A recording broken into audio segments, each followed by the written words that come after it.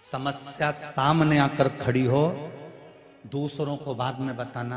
पहले तुम्हारे घर में जो भोलेनाथ जी का शिवलिंग रखा हो, भले इतना सा हो, छोटा सा हो, पीतल का हो, पाषाण का हो, चाहे स्फटिक का हो, चाहे मोती का हो, चाहे मट्टी का हो, जिस कंकर को तुम पूज रहे हो शंकर मानकर, तुम जिस शिव की आराधना कर रहे हो, या जिस मंदिर में जाकर तुम एक लोटा पानी चढ़ा रहे हो, तुम्हारे जीवन में जिस दिन समस्या आकर खड़ी हो जाए, तुम पांडवों जैसी गलती मत कर जाना कि उन्होंने कृष्ण पास में था और उसको नहीं बताया, मेरा कन्हैया पास में था और उनको नहीं बताया। वो गलती तुम्हें नहीं करना। तुम्हारे पास जैसे ही समस्या आए, जैसे ही कोई विकट समस्या आकर खड़ी हो जाए, एक लोटा पानी भरना, शंकर के मंदिर चली जाना और पानी चढ़ाते चढ़ाते कह देना ये समस्या उलझ गई है, मेरी ये समस्या उलझ गई है भोलेनाथ। तुम्हें सीवर वाले महाराज को फोन लगाने की जरूरत नहीं है, तुम्हें किसी के पास जाने की जरूरत नहीं है, दो अगरबत्ती नरियल लेकर हिलने डुलने वालों के पास जाने की जरूरत नहीं है। तुमको केवल एक काम करना है, शिव के द्वार जाना है, शंकर के मंदिर जाना है, शिव की चौखट पर जाना है, भगवान शंकर को एक लोटा पानी चढ़ाकर भगवान शंकर से बस प्रार्थना कर देना कि बाबा मेरे जीवन में ये समस्या आकर खड़ी हो गई है, मेरे जीवन में ये समस्या आ गई है और इसको आपको संभालना है, कोई दूसरा नहीं।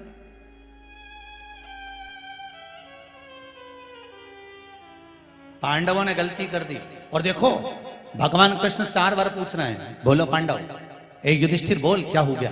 कुछ नहीं स्वामी, कुछ नहीं, कुछ नहीं। मां अपने बेटे का मुख देखकर पहचान जाती है, बाप अपने पुत्र का चेहरा देखकर पहचान जाता है कि आज कहीं घाटा खाकर आ गया है।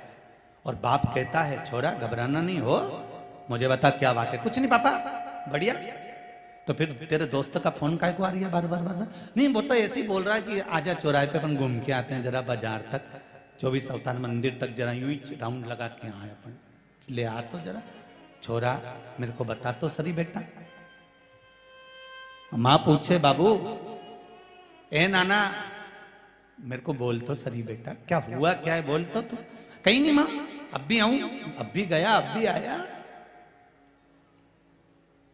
और जब पहुंचा वो कहीं बाजार में और दोस्तों ने उसको घेर लिया, पैसा मांगा, ला दे जो तूने पैसा लिया था वो दे।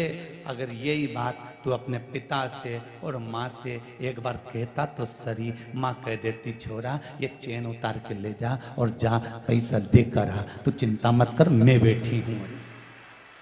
बाप कहता छोरा घबराने की जरूरत नहीं है, आज प्रॉपर्टी तेरी है, कल भी प्रॉपर्टी तेरी है, मरूंगा उसके बाद भी प्रॉपर्टी तेरी होगी। क्या चाटू इस जमीन को?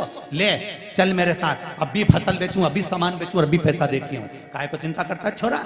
ये बाप होता है, ये माँ होती है। पर छोरा बताए नहीं, वो तो केवल एक को बताए, जगदम्बा चंद्रघंटा को। तब और जगदम्बा चंद्रघंटा क्या करेगी? अरे बोलो तो सही, ज्यादा से ज्यादा अपने पापा को फोन लगाएगी, ऐसे के साथ ब्याह कर दिया, कर्जे में लदा लूं, एक मेरा मंगलसूत्र तक ले गया। वो क्या करेगी?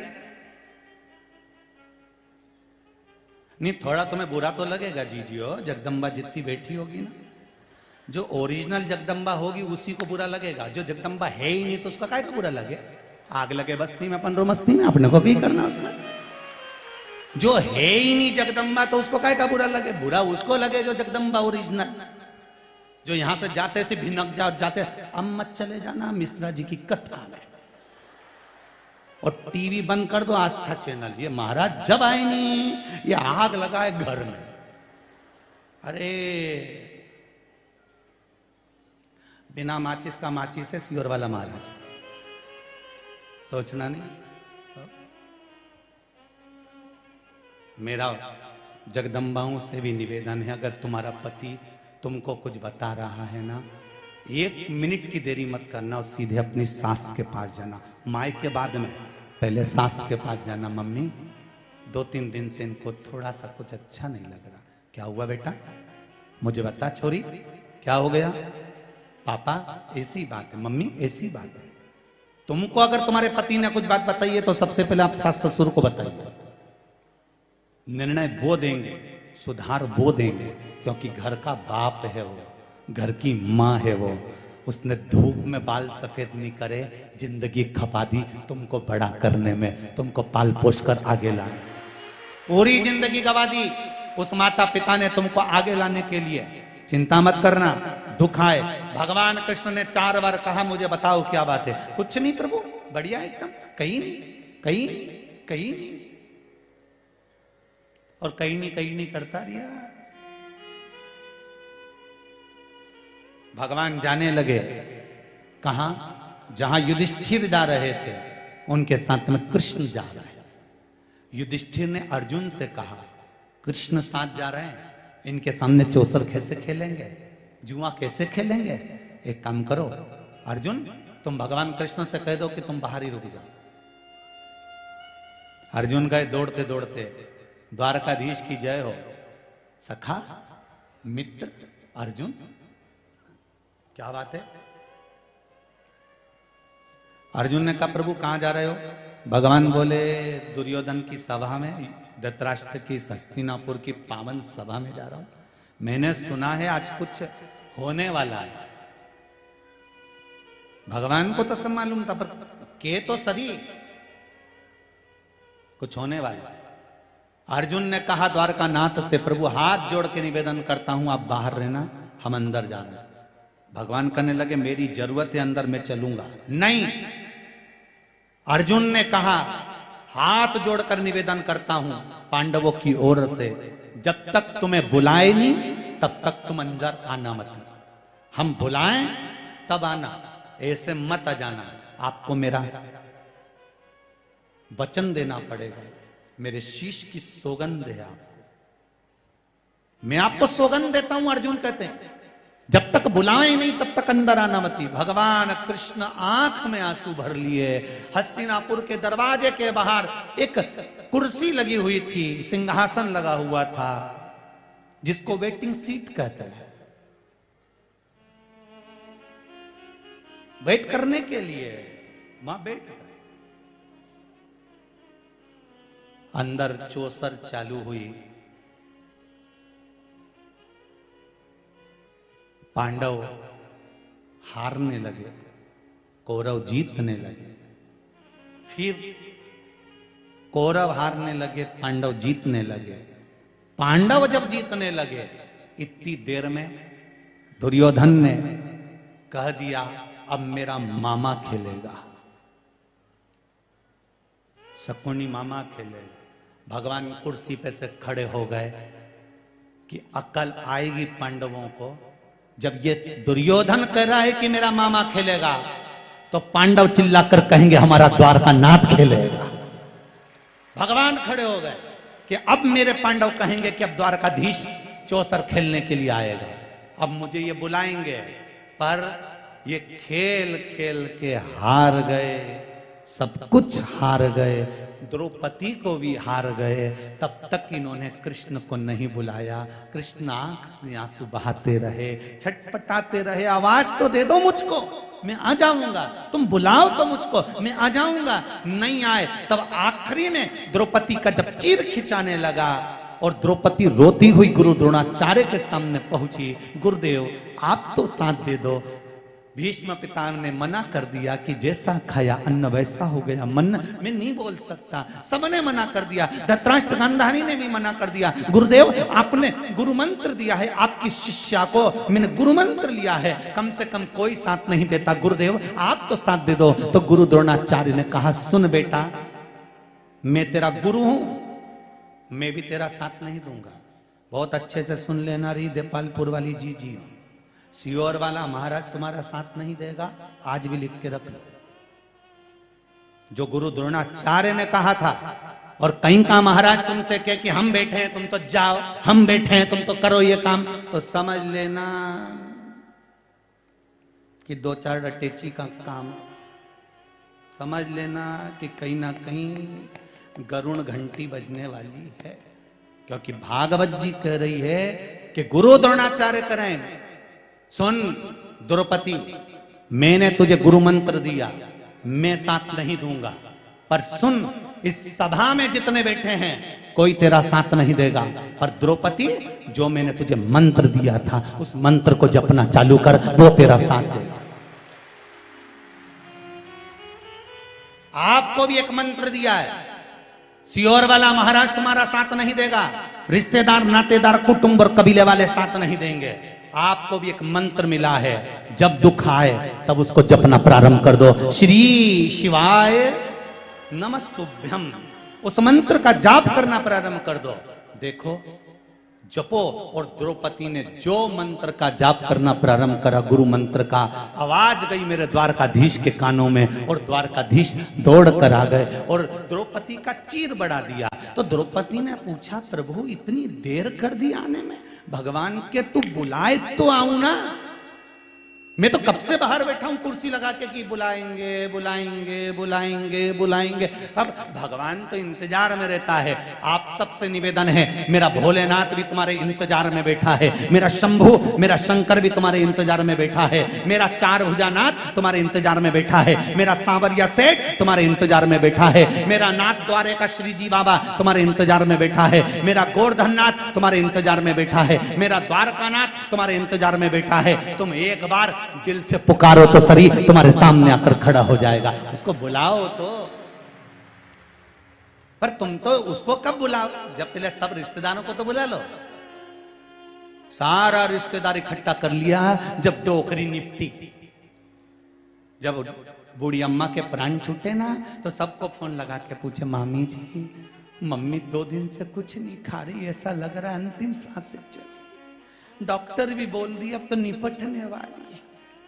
मामी जी भी आ गई, काका जी, ओ काका जी हाँ छोड़िए, अम्मा जी रही है, काका जी यही किया, फूफा जी हाँ फूफा जी भी आ गए, जीजी भी आ गई, जीजा भी आ गया, सब इकट्ठा।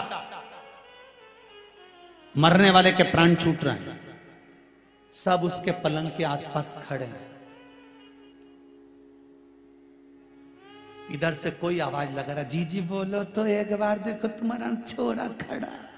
जीजी उस छोरा को देखे और आंख में से आंसू बहाए, बोल तो सके नहीं, अंतिम समय में आंख में से आंसू गिर रहा। तो इतने में मौसी बोली, देखो छोरा को पहचान गई। अरे क्या पहचान गई?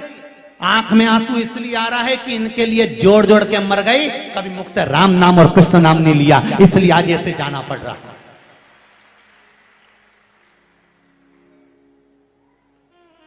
सबको बुलाया।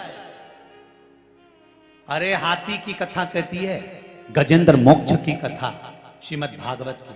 हाथी के प्राण छूट रहे थे, सारा परिवार पास में खड़ा हुआ था। हाथी का कोई पैर छुड़ा पाया था? अरे बोलो तो, किसी ने छुड़ाया हाथी का पैर? कोई नहीं। फिर हाथी ने विचार कर लिया, ए सब दिखावे का है, सब चोटाओं ने जीतता है, सब लुटेरा नंबर 1 का चोटा होने। जिस घर में अपन रहे, परिवार में जिसमें रहे, ये सब चोटा ही तो है, मरते से ही सब निकाल लेगा चोटा होने, सब आधी रात के ही गाया। और आखिरी में भी नहीं छोड़ेंगे, आग लगाकर आने के बाद में तीसरे दिन फिर पहुंच जाएंगे, डंडा लेके फावड़ा लेके। खारी समेटने नहीं, देखने जाए, देखो कहीं सोना की बाली तो नहीं दी। जब इनके कहीं नहीं मिले तब 2-4 हड्डी उठा के लिए आए और घर पे आके फिर मीटिंग करें, हरिद्वार ले जाएं कि नेमावर ले जाएं कि नर्मदा जी ले जाएं। और अम्मा कहती मर गई, छोरा एक बार मुझे नर्मदा नहवाला, एक बार हरिद्वार ले जा, एक बार इलाहाबाद प्रयागराज ले जा। नहीं ले गया और अब हड्डियों को ले जा रहा, और इतने प्रेम से ले जा रहा, सीट बुक करा ट्रेन की। चाय पिए तो पहले अम्मा को पिलाया, वो 4 हड्डियों को। रोटी खाए तो पहले उनकी पत्तल निकाले और क्या क्या अम्मा खा लो। अम्मा भी मन में सोच रही, जिंदा थी तब नहीं ले गया और अब लोटा में भर के ले जा रहा है।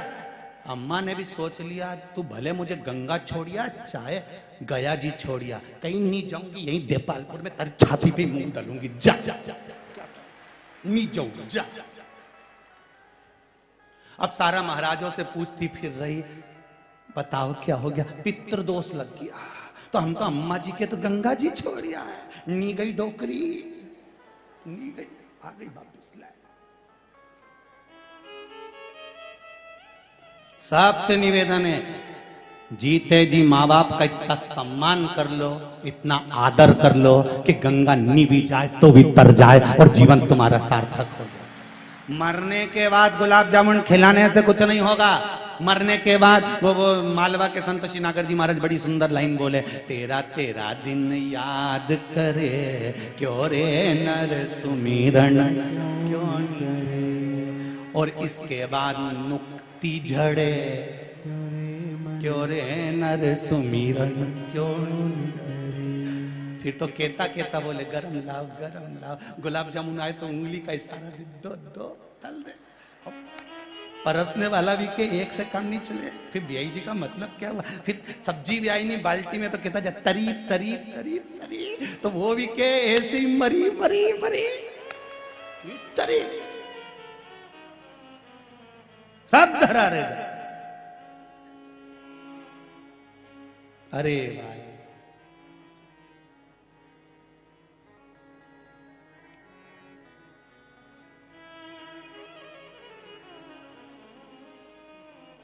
सब पड़ा है, किस काम का? जीते जी सेवा करो माता पिता की, जीते जी आदत करो माता पिता का। घर के जितने बड़े बुजुर्ग बैठे हैं इनका सम्मान करना प्रारंभ कर दो। घर में भले जेठ हो जेठानी हो जो भी हो, तुम्हारे से छोटे हो चाहे बड़े हो, सबका आदर करना प्रारंभ कर दो, सम्मान करना प्रारंभ कर दो। वाणी में मिठास लेकर आओ। पहले कहते थे वाणी ऐसी, जम के बोलो जरा, वाणी ऐसी बोलिए जो मन का आपा खोए, और आज के जमाने में वाणी ऐसी बोलिए जो जम के झगड़ा होए, पर उससे मत बोलिए जो तुमसे तगड़ा होए। आज का उल्टा रिवाज हो गया जी। तुम प्रेम की वाणी बोलो तो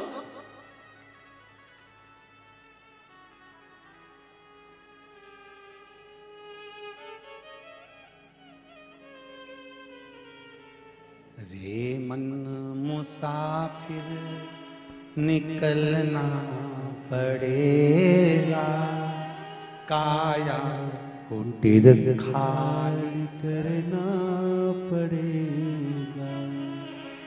अरे भाड़े के क्वार्टर को तू क्या संभाले, जिस दिन तुझे घर का मालिक उसका किराया भी भरना पड़ेगा, काया कुटीर खाली करना पड़ेगा। आएगा नोटिस जमानत न होगी, पल्ले में तेरी कुछ अमानत न होगी, जैसा की कैद तुझे चढ़ना पड़ेगा, काया कुटीर खाली करना पड़ेगा। बड़ा मुश्किल है मनुष्य। करो शिव का भजन। द्रौपदी ने आखिरी में, द्रौपदी कहती है तुम्हें,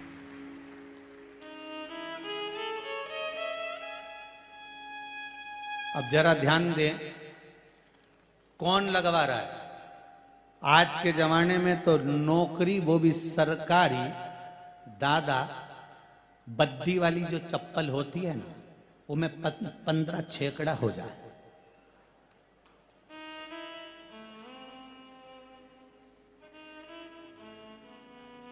कौन कर रहा है? लोग कहते हैं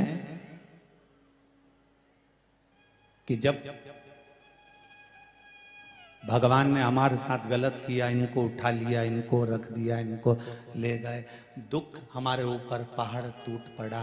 लोग कहते हैं अब कौन साथ देगा। मेरा निवेदन है, हिम्मत मत हारना। कोरोना महामारी में भी अगर आपके यहाँ गमी हुई है, कोई चले भी गया है, कोई शांत भी हो गया है, कई बहुएं, बेटियां, माताएं, कई लोग शांत हुए। साहब कोरोना महामारी कोई साधारण आई थी? कोई साधारण सी बीमारी थी क्या? और तीसरी लहर भी दमदार आने वाली थी। वो तो आपने श्री शिवाय नमस्तुभ्यम और जल का जो अभिषेक करा है शंकर का, गवा दिया भगवान शिव ने। वो बीमारी चाइना में आई, वो बीमारी तीसरी लहर अमेरिका में आई, वो बीमारी जगह जगह पूरे देशों में आई और भारत में प्रवेश नहीं कर पाई, क्योंकि भारत के लोग शिव की आराधना में इतने डूब चुके थे कि घर घर में कंकर और शंकर समा गया था, तो प्रवेश कहां से करती। ये शिव के प्रति विश्वास जीत गया।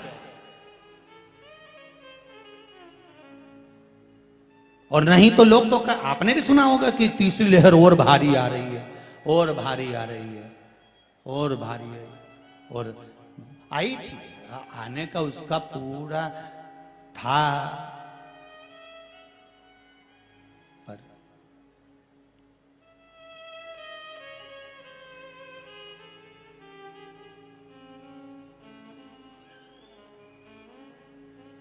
भोलेनाथ दया करना,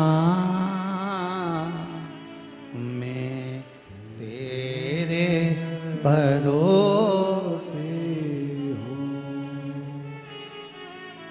भोलेनाथ दया करना, मैं तेरे भरोसे ना घर के भरोसे हूँ, ना परिवार के भरोसे हूँ, ना घर के भरोसे हो, ना परिवार के भरोसे हो। भोलेनाथ दया करना, मैं तेरे भरोसे हूँ। भोलेनाथ दया करना, मैं तेरे भरोसे हूँ। आएंगे दुख, मनुष्य का शरीर मानव की देह है। ऐसा कौन व्यक्ति संसार में जन्मा जिसको दुख नहीं मिला। समस्या विकट है तो शंकर भी निकट है, घबराना नहीं है हमको। है समस्या, शिव भी तो है साथ में। कोरोना में ये चले गए, वो चले गए, ये दुख आ गया, वो दुख आ गया, तकलीफ आई, माना, पर विश्वास तो रखो उस शिव पर, भरोसा तो रखो उस शंकर पर। अब कौन दिलाने गया उसको सरकारी नौकरी, फॉर्म भी भरा था, भूल भी गई थी, पर बाबा की कृपा कुछ होती है। एक चावल का दाना, एक बेलपत्र, एक लोटा जल, एक पुष्प, आपका शिव मंदिर में जाना कोई साधारण नहीं।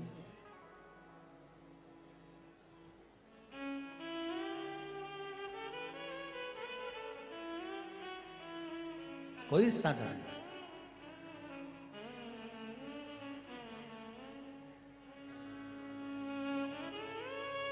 बस उससे निवेदन करो, एक भाव से, दिल से। जब शिव मंदिर में जाना तो एक आवाज, देखो कोई व्यक्ति निकल के जा रहा हो ना और नहीं देख रहा हो तो आवाज लगाओ जम के, अरे ओ कमलेश।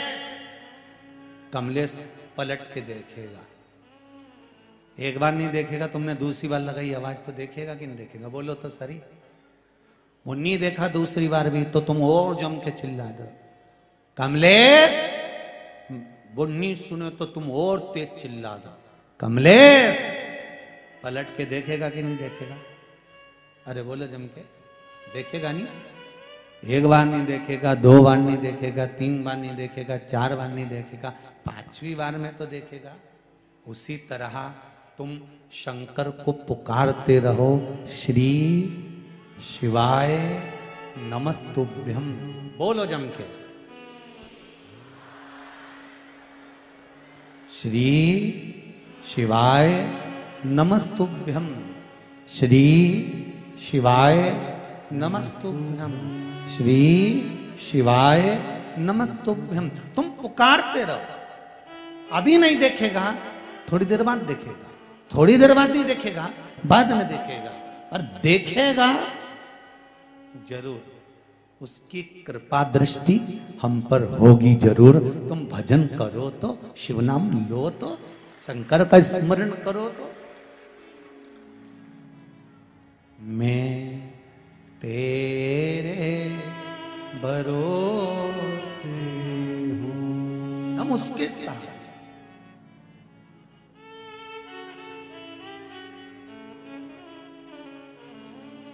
आप तो बाबा से एक विनय बड़े प्रेम से कर दिया करो, हे शंभु, कोई भी तकलीफ हो, कोई भी कष्ट हो, आप उससे प्रार्थना करेंगे तो शिव उसको स्वीकार करेगा। मूल मंत्र का जाप करेंगे, श्री, साथ में बोलेंगे एक बार, अलग से नहीं, श्री शिवाय नमस्तुभ्यम। पहले भी कथा में कहा, ये मंत्र जब जब आए तब अपने हृदय की बात शिव जी से कह देना कि बाबा मैं इसलिए कथा सुन रही हूं, मेरी ये मन की मुराद है, इसको पूरा कर देना। ये मन की मुराद है, इसको पूरा कर देना।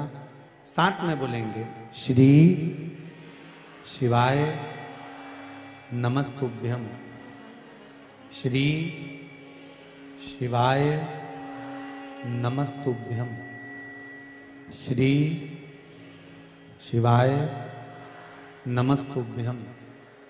भगवान देवाधिदेव महादेव से कहेंगे तो वो स्वीकार करेगा। शिव ओघड़ी है, शिव दयालु है, शिव दातार है, शिव करुणा सागर है, और उसकी करुणा के बिना कुछ नहीं हो सकता।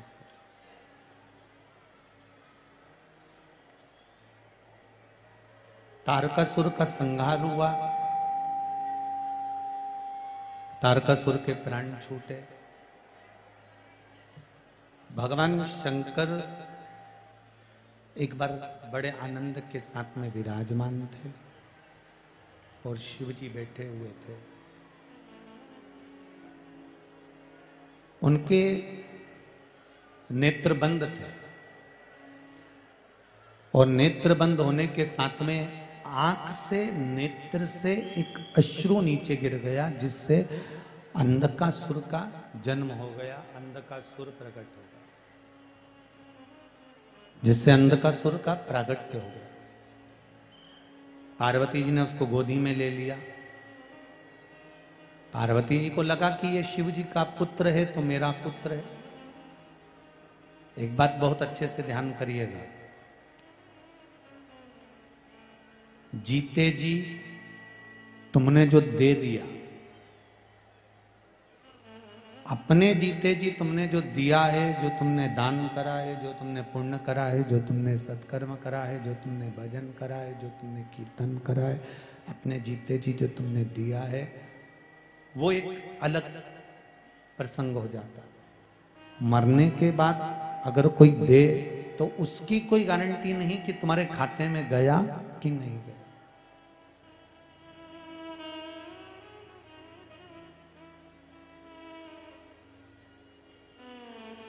आप जीते जी क्या कर रहे हैं?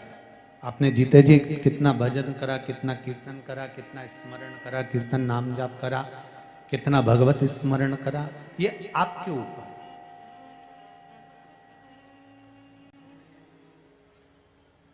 अंधकासुर का जो जन्म हुआ है वो नेत्र बंद करने के बाद एक अश्रु नीचे टपक गया था, उससे ये पुत्र का जन्म हुआ जिसका नाम अंधकासुर।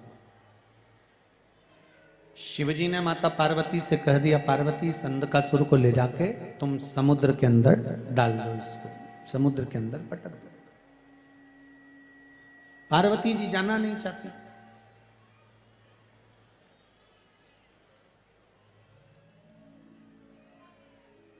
शिवजी ने फिर कहा, पार्वती इस अंधकासुर को ले जाकर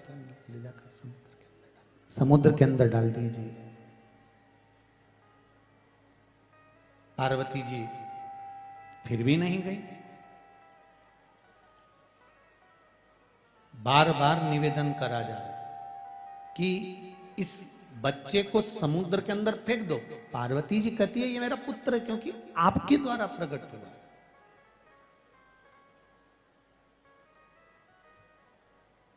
और जो आपके द्वारा प्रकट हुआ है तो वो तो मेरा पुत्र ही हुआ ना। इसको मैं कैसे समुद्र के अंदर डाल सकती हूँ, इसको कैसे समुद्र के अंदर फेंक सकती हूँ। शंकर भगवान ने कहा सुनो पार्वती, ये मेरे नेत्र बंद करने के बाद प्रकटा। अगर नेत्र खुले रहते और तब ये प्रकट होता ना तो मैं इसको रोक लेता, पर ये मेरे नेत्र बंद करने के बाद प्रकटा है, इसलिए इसको ले जाकर आप समुद्र के अंदर डाल दीजिए महाराज। तब पार्वती जी ने उस बालक को ले जाकर समुद्र में फेंक दिया, समुद्र में डाल दिया। और समुद्र में जब बालक को डाला, उसी में हिरण्याक्ष रहता था। उस हिरण्याक्ष ने उस बालक को पाल पोस कर बड़ा करा। भगवान का वह अवतार हुआ, उस अवतार में हिरण्याक्ष को मार दिया गया। जब हिरण्याक्ष मर गया तब अंधकासुर ने उपद्रव मचाना प्रारंभ करा और उपद्रव मचाते मचाते मचाते मचाते उसने ये धारण कर लिया कि अब मृत्यु लोक में कहीं पर भी अगर कोई देव विराजमान है, मृत्यु लोक में कहीं देवताओं का अगर पूजन हो रहा है, स्मरण हो रहा है, अर्चना हो रही है, मंत्र जाप हो रहा, गला पकड़ रहा है, मंत्र जाप हो रहा हो, स्मरण हो रहा हो, नाम जाप हो रहा हो, तो उससे उसको वंचित कर दिया, उससे उसको हटा दिया।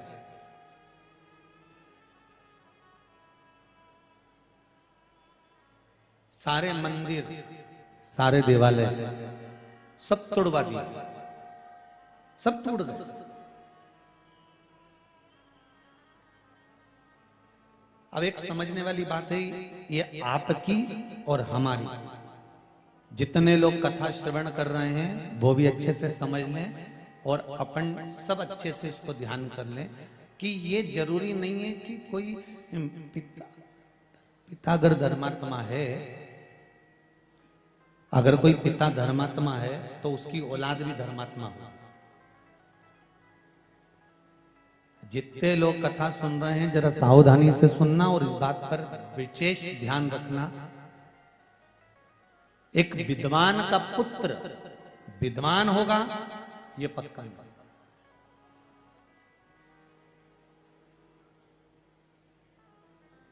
एक धर्मात्मा का पुत्र धर्मात्मा होगा ये पक्का नहीं।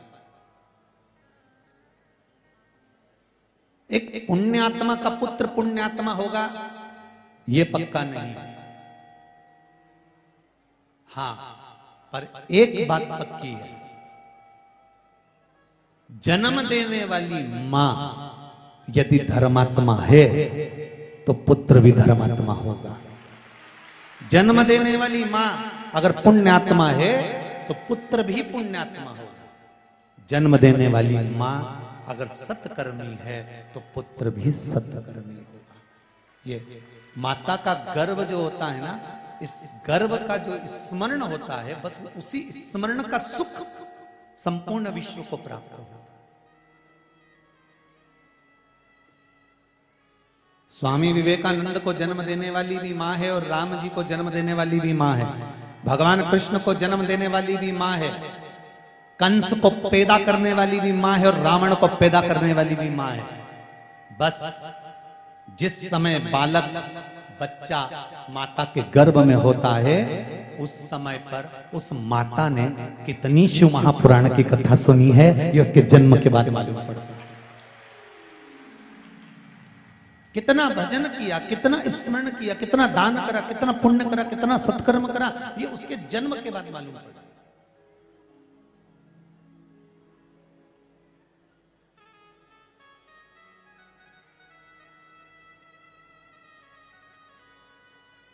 गर्भ का ज्ञान था प्रहलाद जी महाराज को, गर्भ का ज्ञान था प्रहलाद जी महाराज को, इसलिए गर्भ के ज्ञान के कारण प्रहलाद जी महाराज ने भगवान का भजन करा, कीर्तन करा, मंत्र जाप करा, स्मरण करा, नाम जाप करा। ये सब गर्भित ज्ञान है,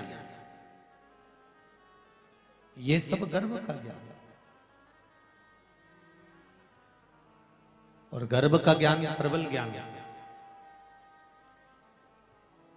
हमारे कैसे संस्कार हैं, ये वो कहते हैं ना, एक ससुर मर गया और ससुर मर गया तो 4 बहुएं थी, बड़ी धाड़ धाड़ के रोई, खूब रोई, चारों की चारों रोई, अपने अपने पतियों को फोन लगा दिया, पतियों को बुलाया, तुम्हारे पिताजी मर गए, तुम्हारे पिताजी चले गए, तुम्हारे पिताजी शांत हो गए,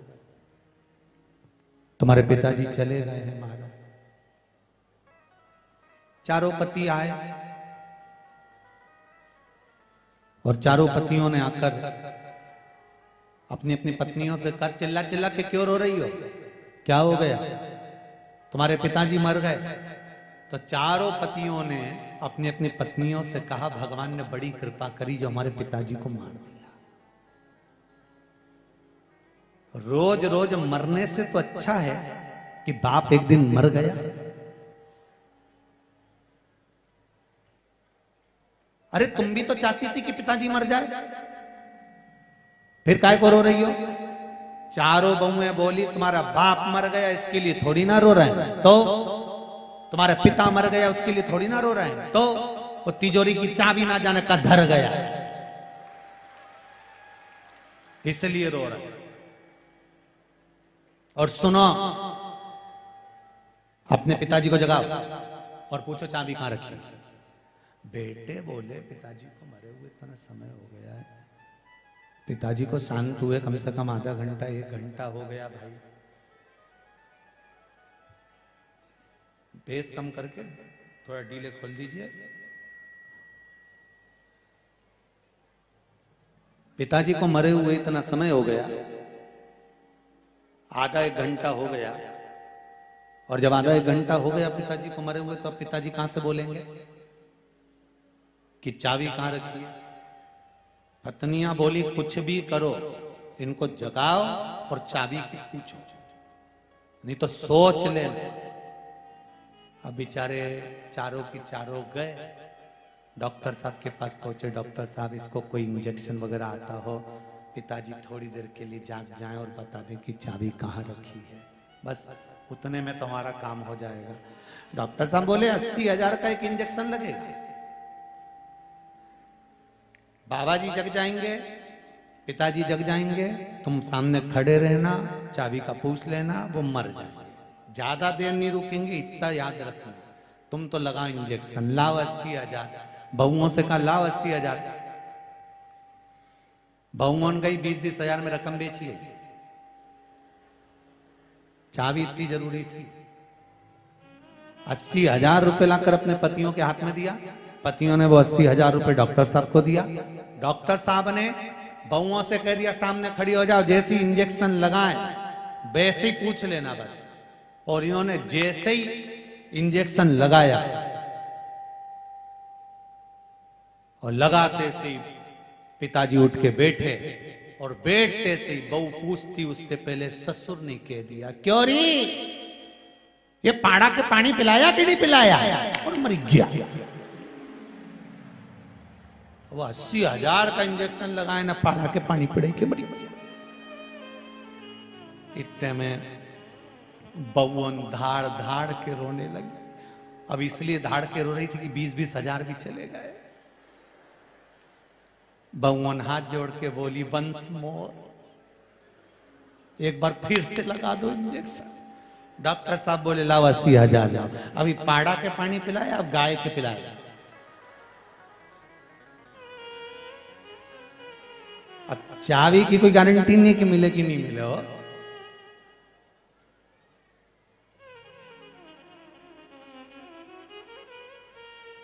कोई ये जरूरी नहीं है कि आप धर्मात्मा हो तो धर्मात्मा ही होगा। माता जैसी होगी। माँ अगर संस्कारित है, माता अगर पुण्यभागी है, माता अगर धर्मात्मा है, पुण्यात्मा है, सत्कर्मी है, भजनावली है, कीर्तनी है, स्मरण करने वाली है, नाम जाप करने वाली, नाम जाप नाम स्मरण में डूबी हुई है, तो संतान भी वैसी ही होगी। संतान भी वैसी।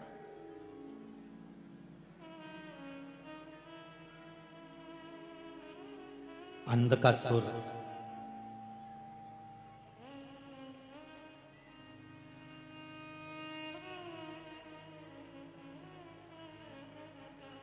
अपने दूतों से कहते हैं जाओ अब मुझे विवाह करना है, जो बहुत सुंदर हो मैं उसी से शादी करूंगा। इसने एक वर मांगा था अंधकासुर ने, तप कर कर भगवान से वर मांगा था कि मुझे वर दीजिए कि मेरे प्राण ना छूटें।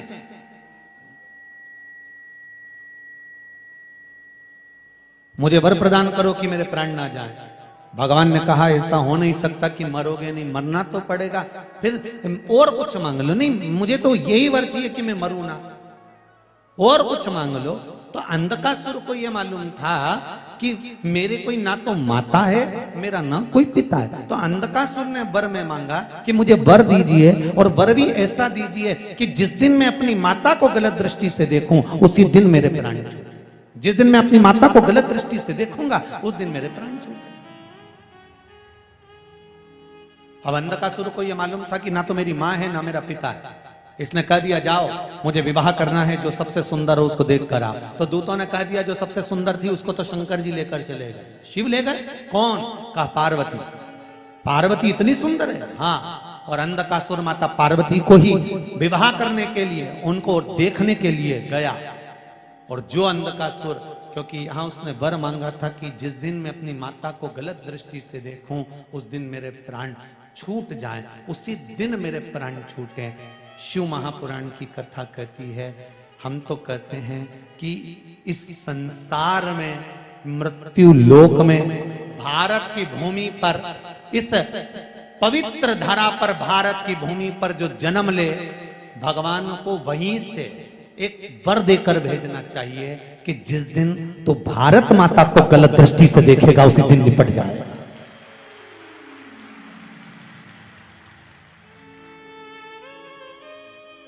ये वो मां है। हरिचंदन है इस देश की माटी, तपोभूमि हर ग्राम है, हर वाला देवी की प्रतिमा, बच्चा बच्चा राम है। जिसके सैनिक समर भूमि पर गाया करते गीता है, उसी माटी के हल्के नीचे खेली करती सीसा है। कोई सहज है?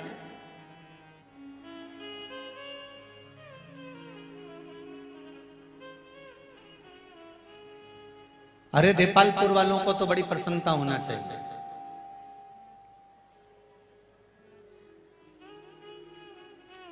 इस संपूर्ण कार्यक्रम को प्रशासन के 600 पुलिस वाले तो चारों तरफ लगे होकर संभाल रहे हैं। पूरा प्रशासन इसको संभालने में लगा है, और उसके साथ कदम से कदम मिलाकर अगर कोई खड़ा है तो आरएसएस, बजरंग दल और हिंदू जागरण मंच के लोग खड़े हो। विश्व हिंदू परिषद, हिंदुत्व समितियां, हिंदू जागरण मंच के जितने सदस्य हों, स्वयंसेवक जितने लगे हुए हैं, बजरंग दल के जितने लोग लगे हुए हैं, किसी ना किसी रूप में इस कार्यक्रम को सफल करने में लगे हुए। और पूरा देपालपुर जितने इस पंडाल में नजर आ रहे हैं उससे दुगने रोड पर है, और जितने रोड पर हैं उससे दुगने लोगों की छतों पर बैठे हुए कथा का रसपान कर रहे हैं। कल जब हम निकल कर जा रहे थे तो बसों का ढेर लगा हुआ था। समिति ने कम से कम 20-25 तो पार्किंग बनाई थी। आज जाकर उन पार्किंगों का हाल देखकर आना कि पार्किंग में जगह नहीं बची तो लोगों ने 6-6 किलोमीटर 8-8 किलोमीटर दूर अपने अपने वाहन टिका कर रखे और पैदल चले आ रहे हैं कथा का रसपान करने के लिए। क्या मिल रहा है उनको?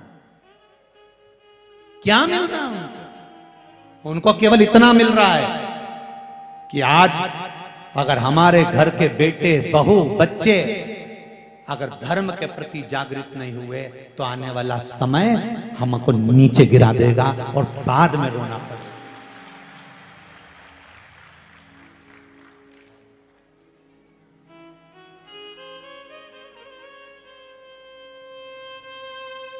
बाद में रोना पड़ेगा। इसलिए जागृत हो। जागृत।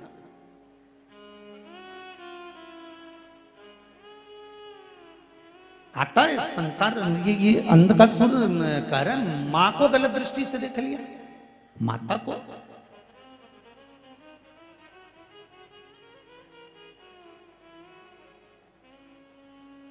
चाहे मां हो चाहे भारत मां हो, इस पर गलत दृष्टि डालने वाले को छोड़ा नहीं जाएगा। बिल्कुल खुले कह दीजिए लोगों को, घर की मां और भारत माता पर गलत दृष्टि डालने वाले को छोड़ा नहीं जाएगा। मां है ये। महाराज गलत दृष्टि दे दी अंध का सुनने, बस मां की आंख में से आंसू बह रहा है। पार्वती मैया क्या कर सकती है? एक बेटा जब अपनी माता को अपशब्द कहता है ना, मां उसको मार भी नहीं सकती, और मार भी देती है ना तो रो लेती है। मां क्या करती है? रोती है। पार्वती जी रो रही है। शिव जी ने पूछा क्यों रो रही हो पार्वती? पार्वती जी कहती हैं जिस बेटे को मैंने गले से लगाया था, जिसको मैंने अपना पुत्र कहा था, और वो पुत्र मुझे गलत दृष्टि से देख रहा है। वो पुत्र मेरा गलत दृष्टि से देखे।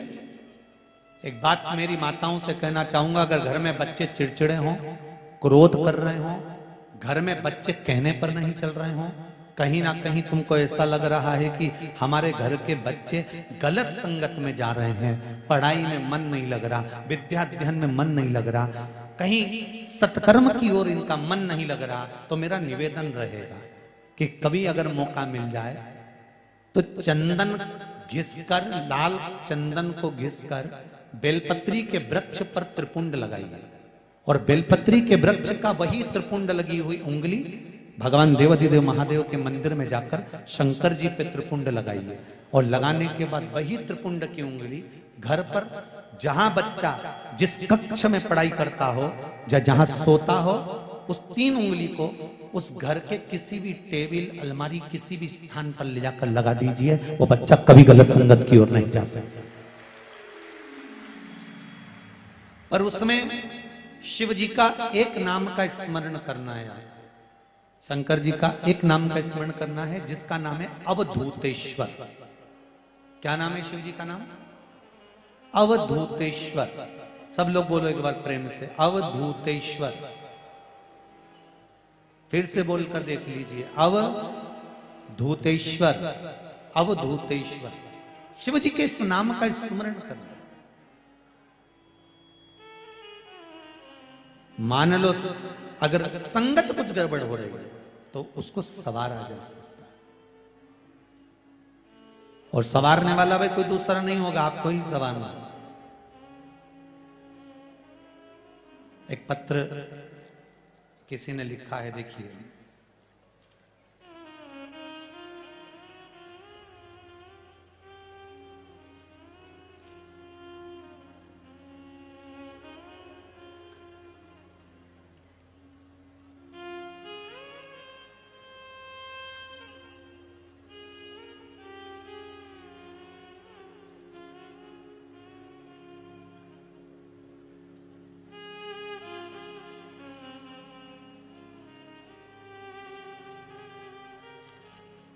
मैं पिंकी चौहान देपालपुर से हूं। कहीं बेटी हैं पिंकी जी चौहान देपालपुर से?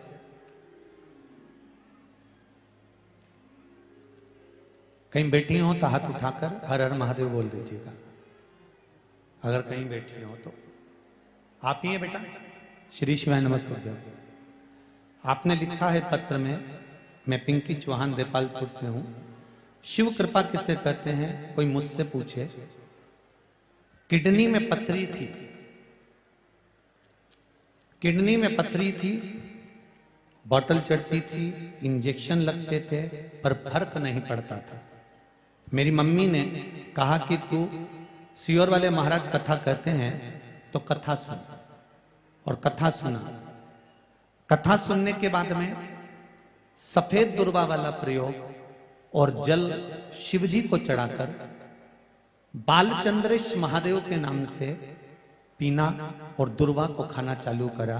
अब मेरे को कोई तकलीफ नहीं है और डॉक्टर भी कह रहे हैं कि किडनी में अब पथरी नहीं है। बैठो बेटा, हर हर महादेव। ये शिव कृपा।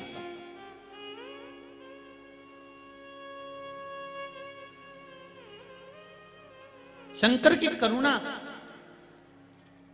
आपसे भी निवेदन करेंगे। कभी कभी अगर ऐसा योग लगे, तुम्हें ऐसा लगे कि कहीं पत्थरी आ गई है और शरीर को बहुत तकलीफ दे रही है, तो सफेद दुर्वा, जहां पानी वाला स्रोत होता है, जहां पानी भरा हुआ होता है, वहां पर एक दुर्वा लगी होती है, सफेद दुर्वा। जैसे हरी दुर्वा होती है ना गणेश जी को चढ़ाने वाली, ऐसी सफेद दुर्वा होती है। वो सफेद दुर्वा बालचंद्रेश महादेव को चंद्रमा पे से घुमाकर शिव जी को समर्पित करना है। उसी को लेकर आकर सुबेरे शिव जी का बालचंद्रेश महादेव नाम लेकर उस दुर्वा को खाना है और शिव जी पर जल चढ़ाकर उसका आचमन करना है। जल बाबा चाहेगा तो कुछ दिन में वो पत्थरी अपने आप कहीं निकल ही जाएगी और आपको तकलीफ नहीं। बालचंद्रेश महादेव। आप शिव की आराधना जो करते हैं, शंकर का जो आराधना करते हैं, शिव स्मरण करते हैं, शंकर का नाम का जाप करते हैं, शिव भक्ति में जो डूबते हैं, उसका एक सुख आनंद करने वाला महाराज। माता पार्वती जी रो रही हैं। शिव जी ने कहा तू क्यों रोती है, तेरे रोने का कारण क्या है, क्यों रो रही है, किस लिए रो रही? प्रभु, मेरा पुत्र आज मुझे गलत दृष्टि से देख रहा है, इसलिए मुझे रोना आ रहा है। शिव जी ने कहा चिंता मत कर, इसका अंतिम समय आ गया। जब व्यक्ति अगर माता को गलत दृष्टि से देखने लगे तो उसका अंतिम समय आने में देरी नहीं लगती। शिव जी ने उसी समय पर काल भैरव को प्रकट करा और भैरव को प्रकट कर कर उसी समय पर भगवान शंकर ने उस अंधकासुर के प्राणों को हर लिया। भगवान देवाधिदेव महादेव उस स्थान पर खड़े होकर स्वयं काल भैरव को वर प्रदान कर देते हैं। हे भैरव, तो जगत के कल्याण के लिए तेरा प्रागट्य हो, जगत कल्याण के। शिव जी का एक अवतार है, शिव जी का एक रूप है भैरव का।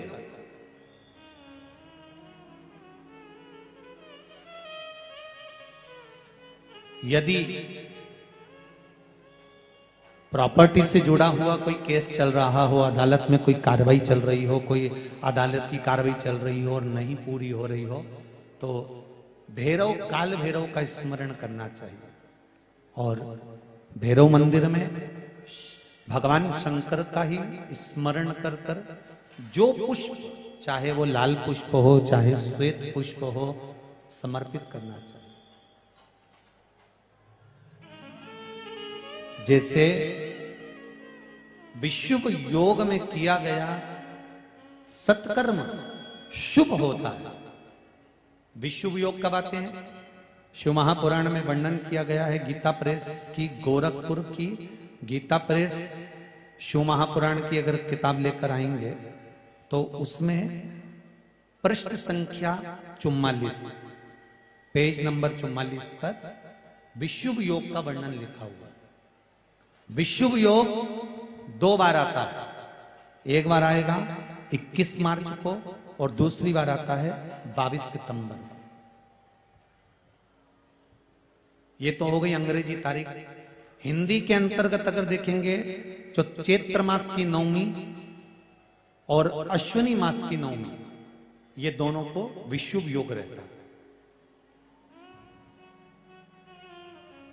जिस नारी को 14 साल, 15 साल, 20 साल संतान नहीं हुई हो, 18 साल हो गए हों, 12 साल हो गए हों, 10 साल हो गए हों, संतान अगर गोदी में नहीं है तो विश्व योग के अंतर्गत बेलपत्री के पेड़ के नीचे शंकर जी के शिवलिंग की पूजन कर कर, खीर बनाकर शंकर जी को भोग लगाकर, किसी ब्राह्मणी को उस बेलपत्री के पेड़ के नीचे भोजन कराकर, खीर खिलाकर, उन्हीं से थोड़ा सा खीर का प्रसाद मांगकर, उसी बेलपत्री के पेड़ के नीचे पति पत्नी अगर वो प्रसाद को पा लेते हैं तो उनका गर्व ठहर जाता है। यह भी शुभ योग है। गीता प्रेस गोरखपुर की पृष्ठ संख्या 44। कई लोग नहीं तो फिर बाद में कहेंगे कि कहां से बोल दिया महाराज, इसलिए आजकल बोलने से पहले आप लोगों को पृष्ठ संख्या भी बता देते हैं कि इस किताब में से, इस जगह से, इस पुराण में से बोल। विशुभ योग 2 बार आता है। एक बार कब आएगा भैया? जम के बोलो जरा। आज कौन सा मार्च है? आज 13 मार्च है। अभी मार्च के महीने में आएगा। कितनी मार्च को? 21 मार्च को। और फिर आएगा 22 सितंबर। ये भी शुभ योग मानिए। विद्याध्ययन के लिए भी ये प्रबल होता है महाराज। जिसके शरीर में कहीं सफेद दाग पड़ गए हों या सफेद में कहीं शरीर में चर्म रोग हो गया हो, तो विशुभ योग के दिन का पूजन का भी प्रमाण वर्णन किया गया है। उसको करने के बाद 15 दिन के अंदर वो चमड़ी अपने असली रंग में आने लगती है। वो विशुभ योग के अंतर्गत होता है। वो भी विशुभ योग।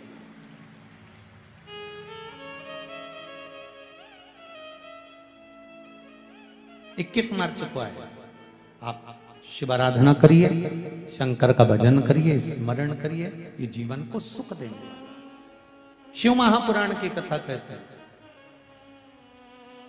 अगर थोड़ा सा जीवन में दुख आ रहा है, थोड़ा सा जीवन में कष्ट आ रहा है, तो उस कष्ट को ये ना सोचें कि कष्ट बड़ा विकट है। नहीं नहीं, शिव है हमारे साथ में। भगवान शंकर की वो कहते हैं ना कि एक राजा के यहाँ एक बगीचा था। उस बगीचे में एक माली काम किया करता था। माली का काम क्या था? बगीचे में जो फल लगते थे वो राजा के यहाँ पहुंचाता।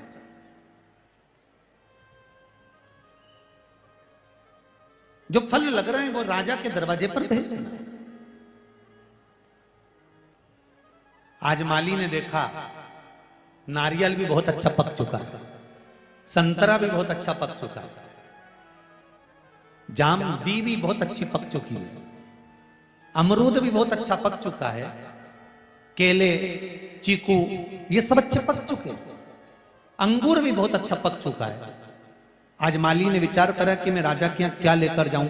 इतनी सारी सामग्री तो ले जा नहीं सकता, लेकर क्या जाऊंगा? तो इतने में उस माली ने विचार करा, अब मैं राजा के यहाँ क्या लेकर जाऊं, क्या लेकर जाऊं? तो उसके मन में आया, एक काम करता हूं, ये सारा सामान इतना वजन उठाकर ले जाऊंगा, अंगूर लेकर जाता हूं।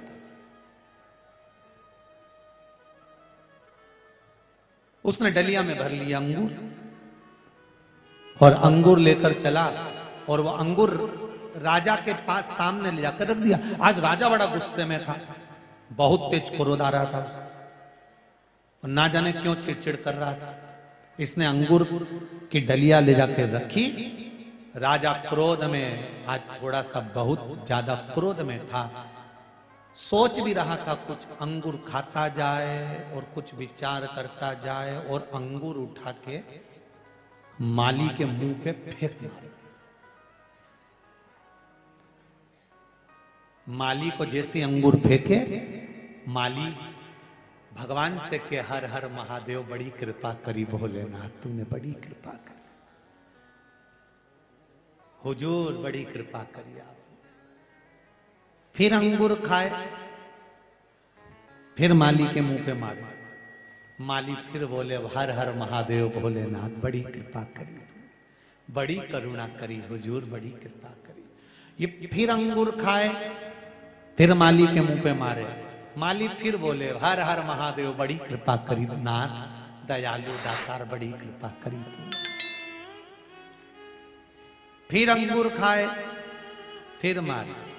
राजा अब नहीं मारा और राजा ने तुरंत उस माली से पूछा, ये बता, मैं तुझे अंगूर फेंक के मार रहा हूं और तू कह रहा है कि बड़ी कृपा करी दयालु दातार, बड़ी कृपा करी, ऐसा क्यों बोल रहा है?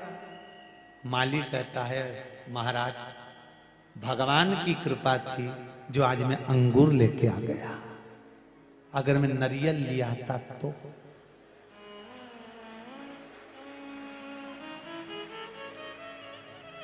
अमरूद लेकर आ जाता तो, पाइनएप्पल लेकर आ जाता या केला लेकर आ जाता तो मेरा तो चौकटा ही बिगड़ जाता, मैं तो मर ही जाता। शिव कृपा है। जब किसी उलझन में फंस जाओ, लग रहा है कि पपीता भी पक गया है, लग रहा है कि केला भी पक गया है, लग रहा है कि नारियल भी पक गया है, लग रहा है कि अमरूद भी पक गया है, चारों तरफ से जब समस्याएं घिर कर खड़ी हो जाए, तब निर्णय भगवान पर छोड़ देना चाहिए। अब वो बताएगा कि क्या लेकर जाना है, अब वो सिद्ध करेगा कि मुझे कैसे जाना है।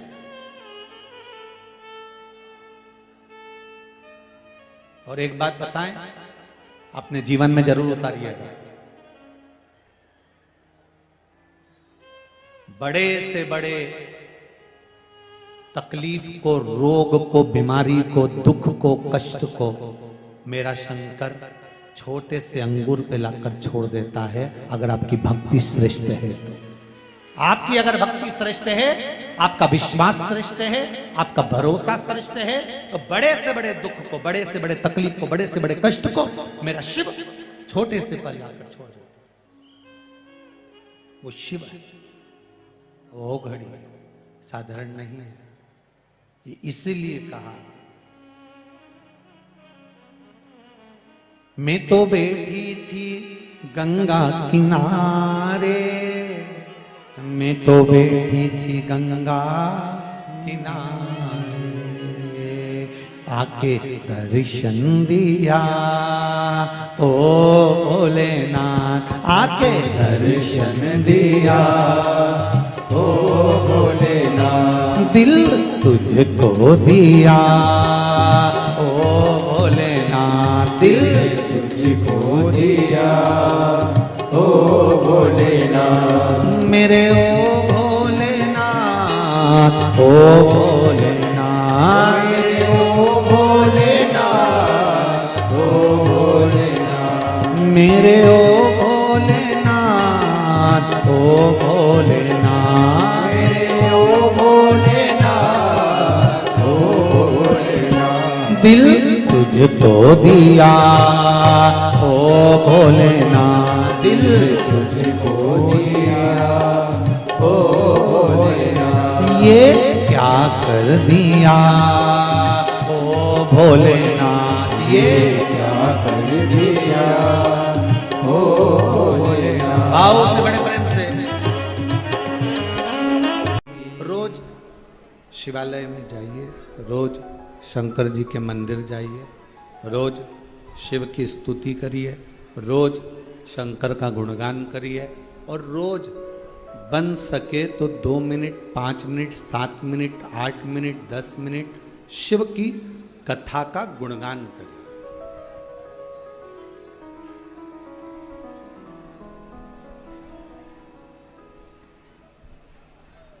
पूरे शरीर में 3 चीजें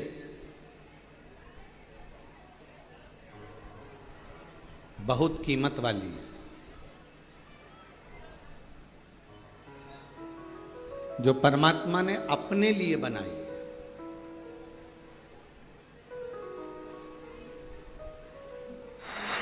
पहले नंबर पर है नेत्र। ये दुनिया की सबसे बड़ी कीमती चीज मेरे शंकर भगवान ने आपको दी है।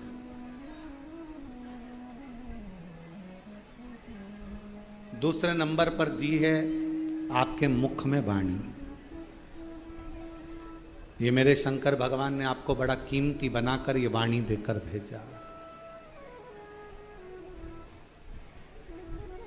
और तीसरे नंबर पर भगवान शिव ने दी है आपको श्रवण करने की शक्ति।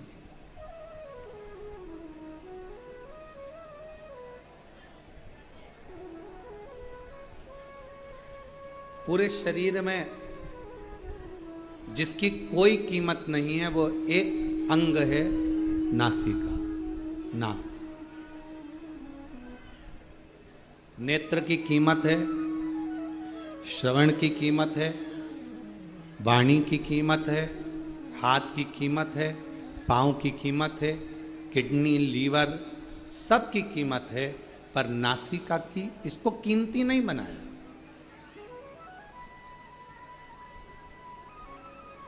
इसको कीमत वाला नहीं बनाया।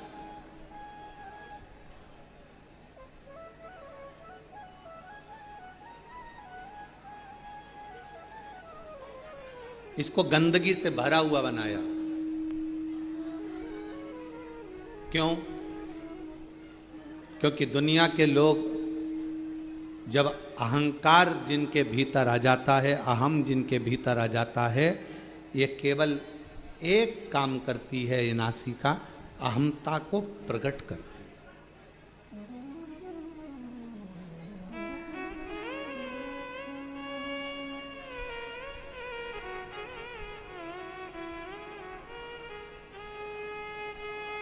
भारत की जितनी भी मेरी माताएं हैं, भारत की मेरी भूमि पर रहने वाली जितनी भी मेरी जीजियां हैं, जितनी मेरी बेटियां हैं, जितनी मेरी माता हैं, मेरी बहन है, वो नासिका को नथ पहनती हैं, लौंग पहनती हैं, नासिका में कोई आभूषण धारण करती हैं। किसी बेटी से पूछो, किसी बहन से पूछो कि नासिका में आभूषण क्यों पहना जाता है, किस लिए पहना जाता है, उसको पहनने का कारण क्या है? शरीर के हाथों में आप चूड़ी पहन लो, आभूषण पहन लो, मुद्रिका पहन लो, गले में हार पहन लो, कानों में कुंडल पहन लो, पांव पैजनियाँ पहन लो, उंगलियों में बिछुड़ियाँ पहन लो, मांग में सिंदूर भर लो, सब कुछ धारण करो, पर नासिका में छिद्र कर कर, नासिका में छेद कर कर आभूषण को धारण करना, बाली को पहन लेना, कुंडल को पहन लेना, नथनी को पहन लेना, लौंग को पहन लेना, किस लिए?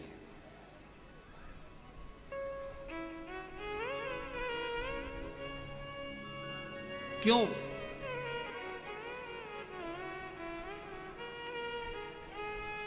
और वो भी पुरुष नहीं पहनते, केवल स्त्री, केवल महिला। क्या पुरुष के लिए नासिका में नथ पहनना अलाउ नहीं है? शिव महापुराण की कथा कहती है पुरुष और स्त्री। शंकर पार्वती का संवाद कहता है, जिस समय पर दोनों में चौसर खेली गई और चौसर खेलते खेलते जब मेरे शंकर भगवान पार्वती जी को जिताने लगे, मां जगतजननी को जिताने लगे और खुद हारने लगे,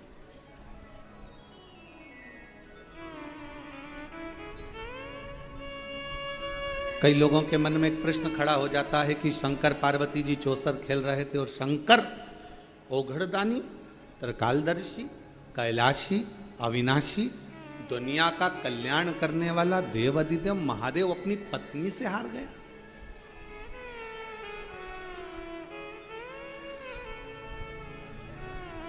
जो नहीं जानता ना वो बहुत बहस करता है।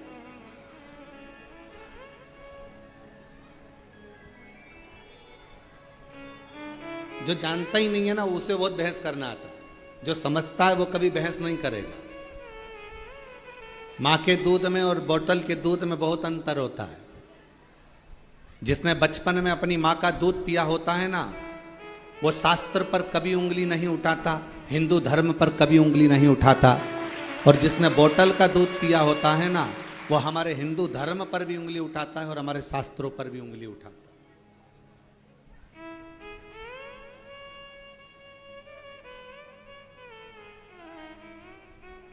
उसको अपना सनातन धर्म अच्छा नहीं लगता, उसको अपना हिंदू धर्म अच्छा नहीं लगता, उसको भगवान की कथा, कई लोग कह देते हैं हम नहीं मानते शिव पुराण को।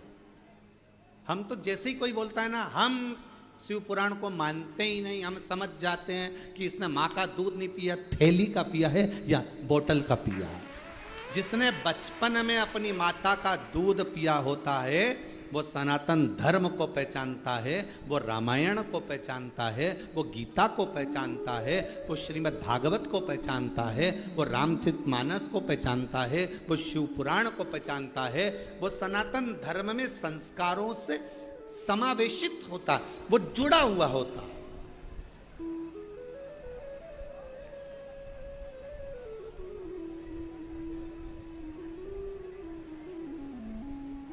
और जो कहते कि हाँ हम शंकर जी को नहीं मानते, हम राम जी को नहीं मानते, हम रामायण को नहीं मानते, हम मनुस्मृति को नहीं मानते, हम गीता जी को नहीं मानते, हम उपनिषद को नहीं मानते, समझ जाओ। और आप लोगों से भी कहेंगे, फिर उससे कोई बहस मत करना। बहस करो तो उससे करो जो तुम्हारे बराबर का हो। तुमने माँ का दूध पिया है तो सामने वाले ने भी तो पिया हुआ हो, बहस उससे करिएगा। अब ये राम जी तो काल्पनिक है, भगवान कृष्ण की कथा तो काल्पनिक है, ये पुराण, ये शास्त्र, ये वेद, ये सब कह रहे हैं ये काल्पनिक है, ये तो कहानियां, ये तो किस्से हैं।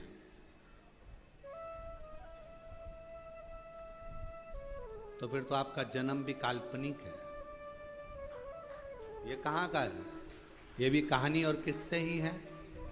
इसको भी क्यों माना जाए? फिर शिव पुराण कह रही है, भगवान शंकर का चरित्र कह रहा है, शिव तत्व कह रहा है, शंकर की कथा कह रहा है,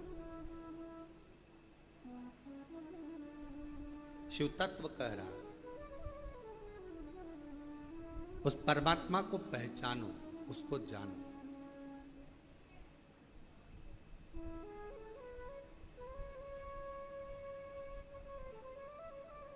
उसको जानना बहुत जरूरी है।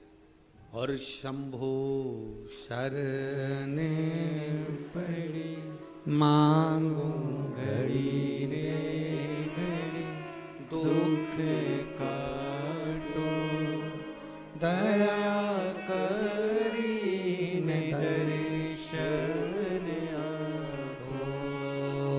शंभो शरण पड़ी मांगो घड़ी रे घड़ी, दुख काटो दया करी ने दर्शन आपो। तीन चीजें भगवान शंकर ने हमको कीमती दी है, खुद के लिए दी है। पहले नंबर पर क्या? जम के बोलो, नेत्र। क्या है पहले नंबर पर? नेत्र। दूसरे नंबर पर वाणी, जिह्वा। और तीसरे नंबर पर अपनी श्रवण शक्ति। ये शिव ने दी है स्वयं के लिए। शरीर में सब कुछ कीमती है, पर नासिका कीमती नहीं है।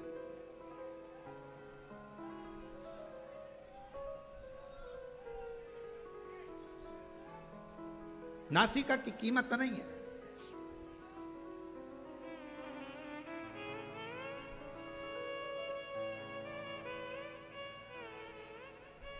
महाराज थोड़ा ध्यान देना।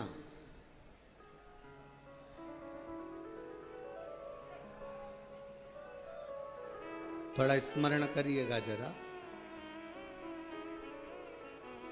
मान लो तुम्हारी नासिका से श्वास नहीं ले पाओ, बहुत तेज सर्दी हो जाए, नासिका से श्वास नहीं ले पाओ, तो फिर श्वास काय से लोगे? जम के बोलो जरा, मुख से। नासिका अगर बंद हो गई, नासिका से श्वास नहीं ले पा रहे हो, तो उसकी जगह कोई ऑप्शंस है कि आप मुख से श्वास ले सकते हो। पर यदि आंखों से दिखना बंद हो जाए तो कोई दूसरा ऑप्शन है क्या? बोलो तो जरा, जम के बोलो। नहीं। और कानों से अगर सुनना बंद हो जाए, बिल्कुल आवाज ही चली जाए, तो दूसरा ऑप्शन क्या है? मशीन से भी सुनाई नहीं दे, कोई मशीन नहीं, कोई ऑपरेशन नहीं, आवाज पूरी ही चली गई, तो कोई ऑप्शन है? नासिका के लिए ऑप्शन है। और मान लो वाणी है, जिह्वा है और मुख की वाणी पूर्ण तरह से चली जाए, तो कोई दूसरा ऑप्शन है बोलने के लिए? नहीं। पर नासिका का ऑप्शन है।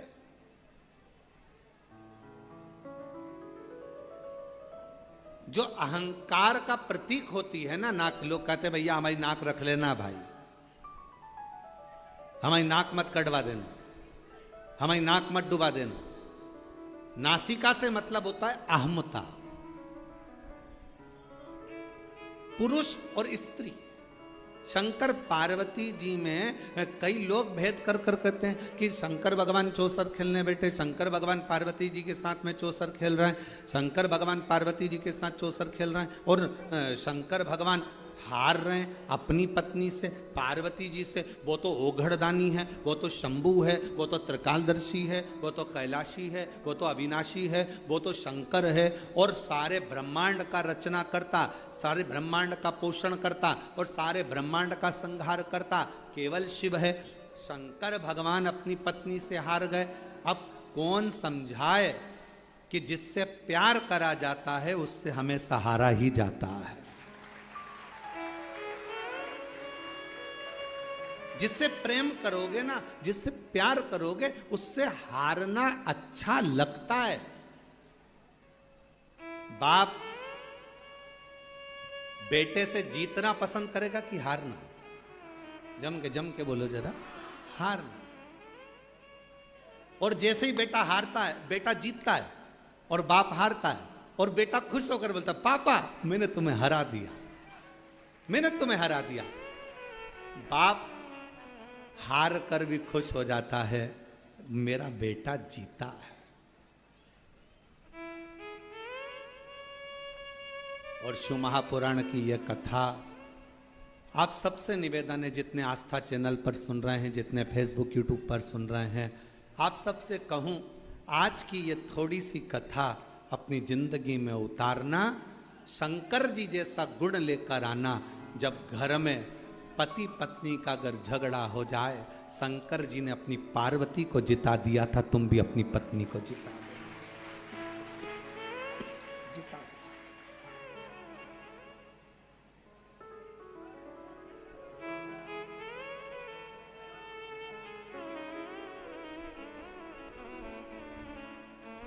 शिव ने पार्वती को जिता दिया, शंकर भगवान ने पार्वती को जिता दिया,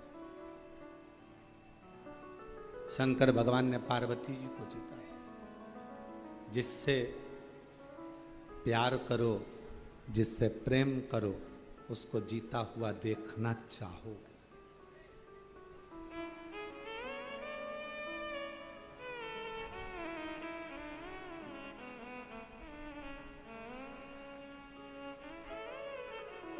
हमको याद है शुरू में हमारा ब्याह हुआ, जब ब्याह होकर धर्म पत्नी जब घर पर आई और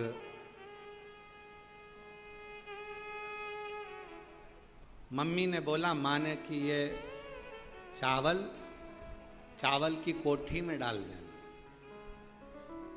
अब समझ में आया नहीं, नई थी, चावल को शक्कर की कोठी में डाल दिया, शक्कर की कोठी। अब जब बड़ी भाभी ने कहा कि इसमें से शक्कर निकाल लो, तो शक्कर निकाले तो उसमें चावल शक्कर दोनों मिली हुई आई। अब रात को कमरे में थाली लेकर बैठे और शक्कर और चावल अलग करती रहे। अब हमने पूछा कि ये चावल और शक्कर ये कौन ने मिक्स कर दे दिया तेरे को? हमारी ही गलती थी, शक्कर में चावल डाल दिया, ध्यान नहीं, स्मरण नहीं।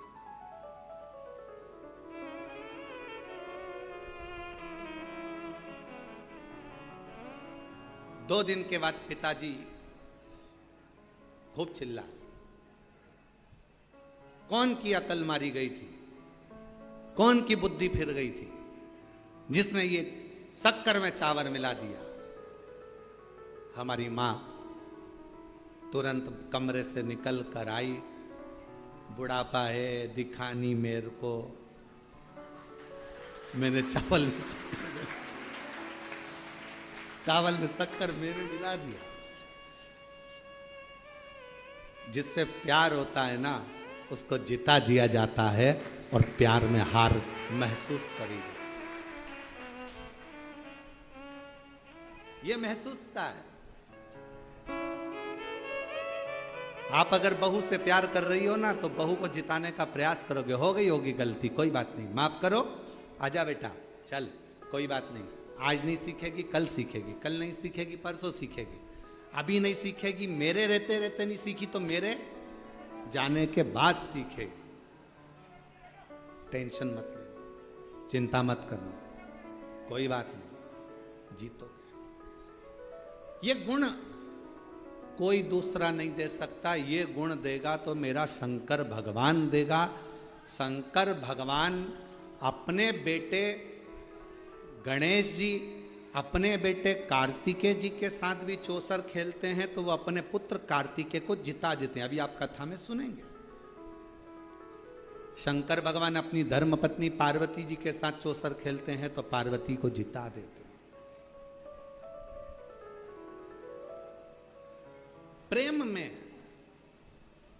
जिससे बहुत प्यार करो उसको जीतना जरूरी है, और प्यार में अपना हारना जरूरी है। वो एक लाइन है, कौन से गाने की, हमको तो स्मरण में ज्यादा रहता नहीं, हारे हारे हारे।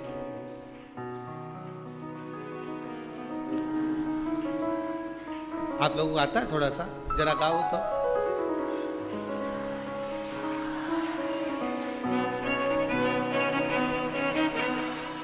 हरे के सहारे। एक कैमरे वालों जरा हमारी जीजियों को दिखाओ, ये गा के बता रही हैं सब, दिखाओ जरा, बोलो बोलो बोलो मेरी।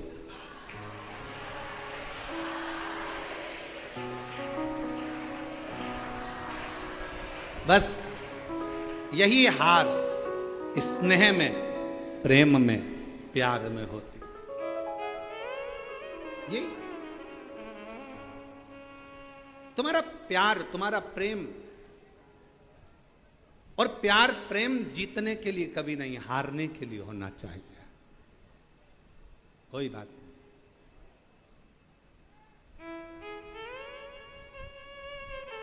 जीतने के लिए नहीं, हारने के लिए। कई लोग कहते हैं गुरुजी आप कहते हो शंकर भगवान, शंकर भगवान, शंकर भगवान चौसर खेले और पार्वती जी से हार गए। पार्वती से तो हारे, दूसरी बार चौसर खेलने बैठे तो पार्वती मैया जब अपने बेटे कार्तिकेय के साथ चौसर खेली तो पार्वती मैया अपने बेटे से हार गई। वो जगत जननी आद्य शक्ति दुर्गा है, भवानी है, अपने पुत्र से हार गई।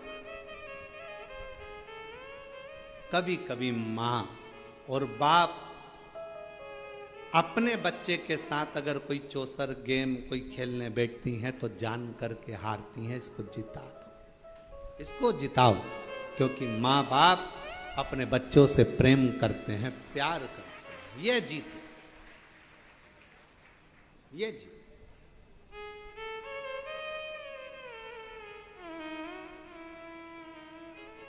एक प्रसंग याद आ रहा है, आज ओसा लातूर वाले भी आए हुए हैं, तो एक प्रसंग हमारे स्मरण में आ रहा है। महाराज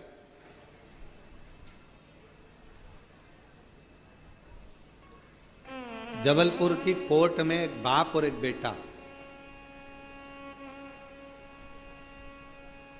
दोनों को केस मिला। एक ही केस का एक पलड़ा बाप के पास था और दूसरा पलड़ा बेटे के पास था।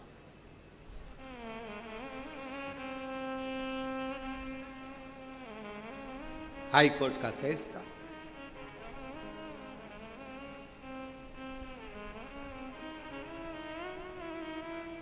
दोनों एक पार्टी का, एक ही केस का एक पक्ष पिता के पास में था और दूसरा पक्ष बेटे के पास में था।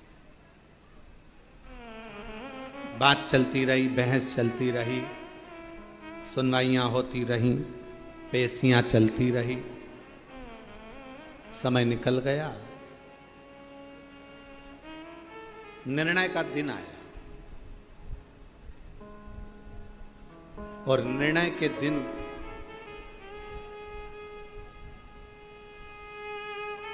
आज पिता उस केस में जीता और बेटा केस में हार। बाप जीत गए। लोगों ने बहुत बहुत प्रशंसा करी, बाप बाप होता है, पिता पिता होता है, बाप जीत गया बेटा हार गया, देखो बाप बाप होता है। पर बाप धीरे धीरे धीरे धीरे डिप्रेशन में चले गया, चिंता में चले गया। क्यों? क्योंकि इस विजयता में मेरी विजय नहीं, मेरे बेटे की होना थी। क्योंकि अगर वो जीत जाता तो मैं आज खुशियां मनाता, आनंद लेता। वो मेरे सामने हारा, वो मुझसे देखा नहीं गया। और मीडिया कहती है, कई अखबारों में उसको पढ़ा गया था, बहुत पहले का संवाद है, जब हम बहुत छोटे थे उस समय का संवाद है, देखा गया कि वो पिता ने आखिरी में अपने प्राणों को त्याग दिया। उसको कोई बीमारी लग गई और वो बाप अपने प्राणों को त्याग दिया। बाप समाप्त।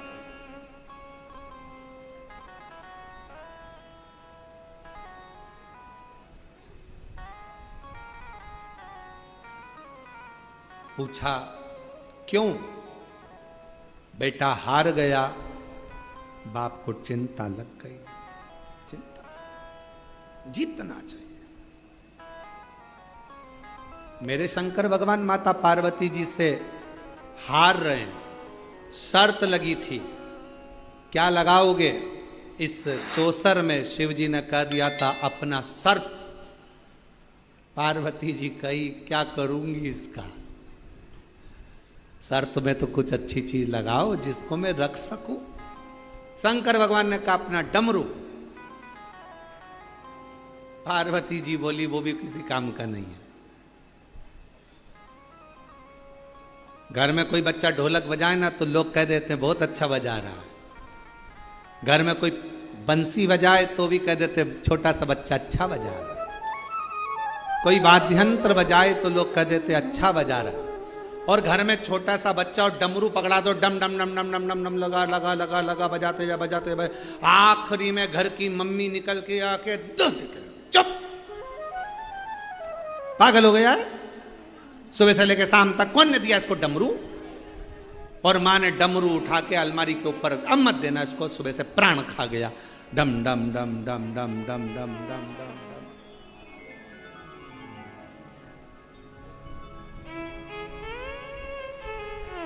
महाराज शिव कथा कह रही है, भगवान शंकर का चरित्र कह रहा। डमरू का करूंगी क्या मैं? इस डमरू का क्या काम है? मुझे इस डमरू से कोई काम ही नहीं। फिर विचार करा कि अब क्या लगाया जाए, तो शंकर भगवान ने कह दिया एक काम करता हूं, मेरे तन पर जो मृग छाला बंधी है, मैं अपने पूरे शरीर का जो वस्त्र है इस चौसर में लगा देता हूं। और भगवान शंकर आज चौसर में हार गए, पार्वती जी जीत गई। पार्वती जी ने कह दिया था कि मैं वस्त्र वापिस नहीं दूंगी, शंकर भगवान के चाहिए भी नहीं, तू ही धर ले। क्या करूं?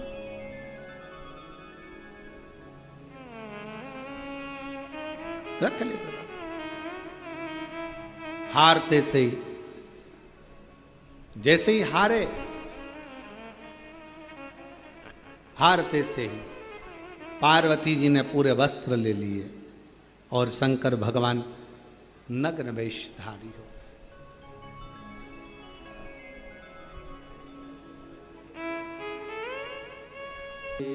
अब उसके दरवाजे पर आकर दिल से उससे मांगते हो वो दे देता। चंदन भैया, लोग हमसे कहते हैं महाराज जी बड़े बड़े महाराज उन तो अच्छे अच्छे धन वालों को पकड़ते हैं। और वो क्या बोलते हैं उसको, सेलिब्रिटियों को पकड़ते हैं, पैसे वालों को पकड़ते हैं। तुम किसी पैसे वाले को नहीं पकड़ते। हमने कहा कुबेर भंडारी के दरवाजे पर जो आता है वो खुद ही पैसे वाला हो जाता है, तो पकड़ने की जरूरत क्या। जो यहाँ आएगा साधारण आता है, झोली पसार कर मांगता है।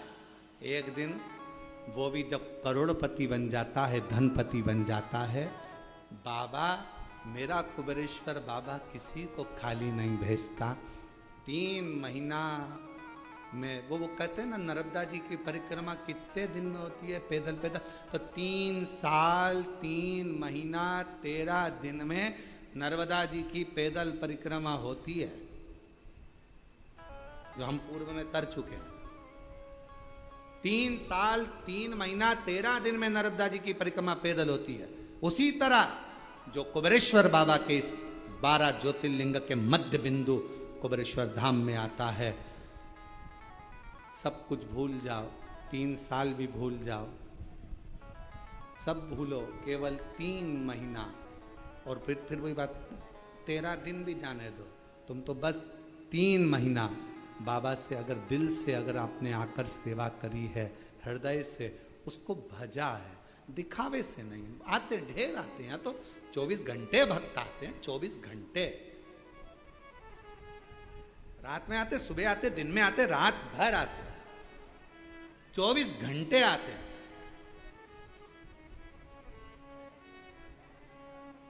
और दरवाजा भी लगाओ तो कहां लगाओ, उधर से घुस जाते हैं, है? सामने से कोई कहीं से, कोई कहीं से। भगत को कहां से रोको। 24 घंटे भक्त आते। और गजब का है रे बाबा, गजब का। दुनिया देते थक जाए, पर मेरा कुबेरेश्वर बाबा देते कभी नहीं थकता बेटा। अब उससे और शंकर की ऊर्जा कोई कम नहीं होती है।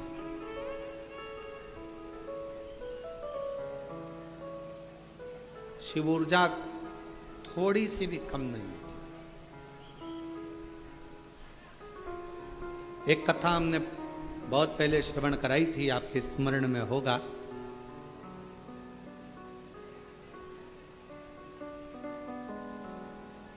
कि शिव के व्रत का, शिव की कथा का, शिव मंदिर जाने वाले की ऊर्जा का गुणगान नारद जी भी कर नहीं पाते, बहुत कठिन।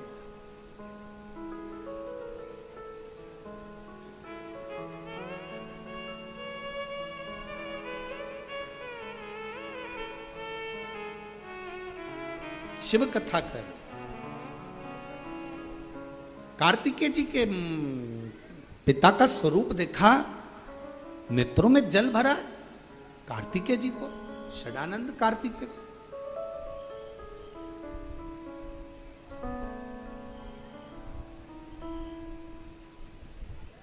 पिताजी आपकी ये दशा कैसे हो गई, कैसे ही आपकी दशा हो गई। पिताजी ने कहा, तुम्हारी माताजी से मैं चौसर खेला, वस्त्र हारा, नीलकंठ पर आकर नग्न अवस्था में बैठ गया और दिगंबरा दिगंबरा पाद वल्लभ दिगंबरा नीलकंठेश्वर दिगंबरा मल्लिकार्जुन दिगंबरा नीलकंठेश्वर दिगंबरा मल्लिकार्जुन दिगंबरा दिगंबरा दिगंबरा पादवल्लभ दिगंबरा दिगंबरा दिगंबरा पादवल्लभ दिगंबरा। मेरा वस्त्र मैंने पार्वती जी को दे दिया।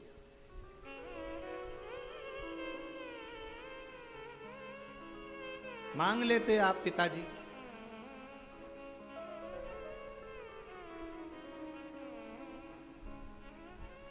मांग लेते।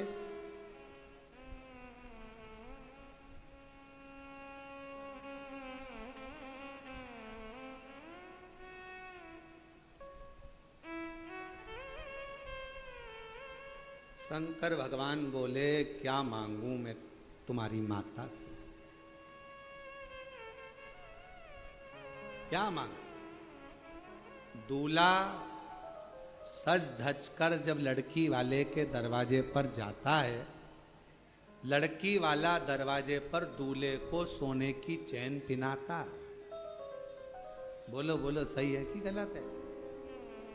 अगर दरवाजे पर नहीं पिनाता तो फलदान में पिनाता, फलदान में नहीं पिनाता तो सगाई में पिनाता, सगाई में नहीं पिनाता तो कुंवर कलेबे में पिनाता। पर सोने की चैन एक ससुराल से गले में जमाई के चैन आती है और जमाई खुद बेचैन हो जाता है। एक चैन इतनी भारी पड़ जाती है। इसलिए निवेदन है सबसे, ससुराल की चैन कभी मत पहनना। ससुराल वालों से कहो लड़की दीजिए, लड़की को दीजिए, मना नहीं, पर हमको दहेज नहीं चाहिए।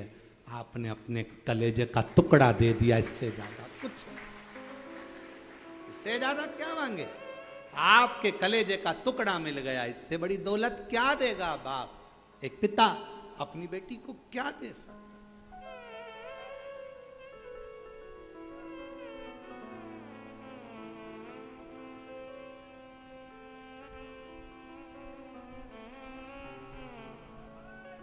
और वो चैन कभी कभी बड़ी दिक्कत दे जाती है। जब जब घर में झगड़ा होता है तो पत्नी चिल्लाकर, अब भी की अब भी तो मेरे बाप के घर की चैन, अभी तो। अब बेचारा सोचे, वो तो मैंने रख दी अलमारी में से, लाऊं देऊं, और कहीं कहीं का बेचारा गले में से निकाल कर भी दे दे तो पत्नी इतनी चतुर होती है, हाथ में लेके उसको, ये तो 1.5 तोले की थी, एक की कैसे हो गई? अरे गले में पड़ी पड़ी गल गई, अब मेरे को तो मेरे पिताजी की 1.5 तोले की ही चाहिए। हालांकि पत्नी लेती नहीं, परंतु वो अपनी भाषा में, प्रेम की भाषा ऐसी ही होती है। हम तो हमेशा अपनी कथा में कहते हैं पति पत्नी का झगड़ा थोड़ा थोड़ा होते रहना चाहिए, दिल का मेल साफ होता रहता है। अगर एक बार झगड़ा होता है तो फिर वो अदालत में बात पहुंच जाती है। इसलिए थोड़ा थोड़ा झगड़ते रहो तो उसके अंदर जो भरा होगा वो बाहर निकल जाएगा, वो उसके अंदर कुछ होगा तो वो निकाल कर बाहर कर देगा, दोनों का मेल साफ होता चले जाएगा, दोनों आनंद में रहते चले जाएंगे। और अगर पति पत्नी का झगड़ा नहीं होता तो दोनों में एक बार जो झगड़ा होता है तो फिर अदालत तक बात जाती है। इसलिए थोड़ा थोड़ा, स्लो स्लो, थोड़ा थोड़ा चले, ज्यादा नहीं। और झगड़े के बाद प्रेम भी तो उतना होना चाहिए, स्नेह भी तो उतना होना चाहिए। कार्तिक के बाबा बोले हम भगवान शंकर जी से मांग लेते, शंकर भगवान बोले मांगा था तो नहीं दिया, नहीं दिया, ऐसा हो ही नहीं सकता।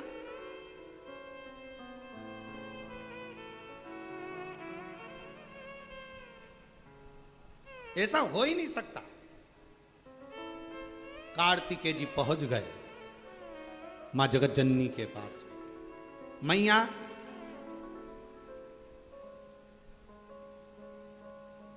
पिताजी के वस्त्र आपके पास हैं? हाँ। चौसर खेली थी? हाँ। जीत गई थी? हाँ। तुमने वस्त्र क्यों लिए? कार्तिकेय जी ने पूछा। मैया बोली 3 दिन पहले मुझसे कह रहे थे मेरा मन है 87,000 वर्ष की समाधि में डूबना चाहता हूं। मैंने मन में सोचा कपड़े ले लूंगी तो कहां डूबोगे, कहां डूबोगे? 87,000 वर्ष की समाधि में? हाँ, इसलिए मैंने उनको रोकने के लिए चौसर खेली। ये तो आइडिया पत्नियां बेचारी लेके आती है, पर कभी कभी सक्सेस होती है, कभी कभी नहीं भी होती है, कभी कभी सफल हो जाती है, कभी कभी नहीं हो पाती।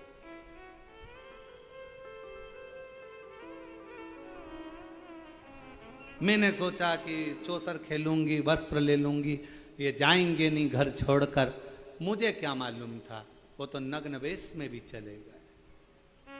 नग्न वेश तो तुमने कपड़े वापिस कर देती, नहीं करे।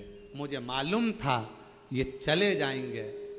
अगर ये तप करने चले गए 87,000 वर्ष तक, उनकी याद में मैं क्या करती?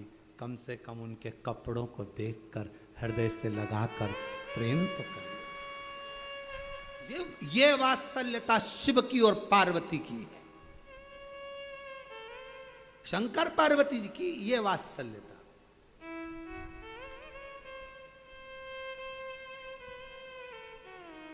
और तुझे ना देखूं तो चैन मुझे आता नहीं, तेरे सिवा कोई और मुझे भाता नहीं। उसके बिना मैं कैसे 87,000 वर्ष मैं और शिव के बिना कैसे रह सकते? कैसे?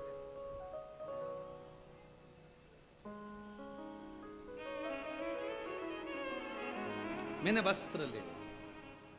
मां, मैं आपके साथ चौसर खेलना चाहता हूं, क्या लगाओगे? मां बोले तू जो बोले। पिताजी के वस्त्र, ठीक है। मां जान गई ये वस्त्र लेकर वहीं जाएगा पिता के पास, ठीक है। मां हार गई, वस्त्र दे दिए। शिव जी के पास लेकर जाते इतनी देर में तो शंकर भगवान गंगा नदी के जल में, गंगा की धार में स्नान तप साधना में डूबे हुए थे। 5 स्त्रियां, लड़कियां शिव जी पर जल डाल रही थी। वापिस आए, पिताजी को देखकर कार्तिकेय जी ने ध्यान की मुद्रा लगा ली, अपने पिता का स्मरण किया। पिता का स्मरण गणेश जी को मालूम पड़ गया, और गणेश जी महाराज को मालूम पड़ा कि पिताजी 5 कोई स्त्रियां हैं, जल क्रीड़ा कर रही हैं। गणेश जी आ गए मैया के पास। मैया, ओ मैया। माता पार्वती जी से कहा पिताजी किन्हीं 5 स्त्रियों के साथ जल क्रीड़ा कर रहे हैं। छोटा था गणेश, और आके मैया से जो कहा तो मैया को क्रोध आ गया। बाल खोले केश, क्रोध में लाल होकर पहुंच गई गंगा के घाट। स्त्रियों को देखकर देने वाली थी श्राप। शंकर भगवान उठकर खड़े होकर बोले रुको पार्वती, ये कोई और कन्या या स्त्री नहीं है जिसको तुम गलत समझ रही हो। ये मेरे तप से शरीर में से जो पसीना निकला वो गंगा के जल से स्पर्श कर गया, जिसके माध्यम से मेरी ये 5 लड़कियों ने जन्म लिया है। मेरी ये 5 बेटियां, जया, विषहरा, शामली, बारी, दौतली, देव, ये मेरी 5 लड़कियां जन्म, 5 बेटियों का जन्म हुआ। और चोक पुरा माटी रंगावो, आज मेरे पिया घरे आए। चोक पुरावो, माटी रंगावो, आज मेरे पिया घरे आए। तेरी सखी भगवान शिव का आगमन समझाना, बताना, बोल।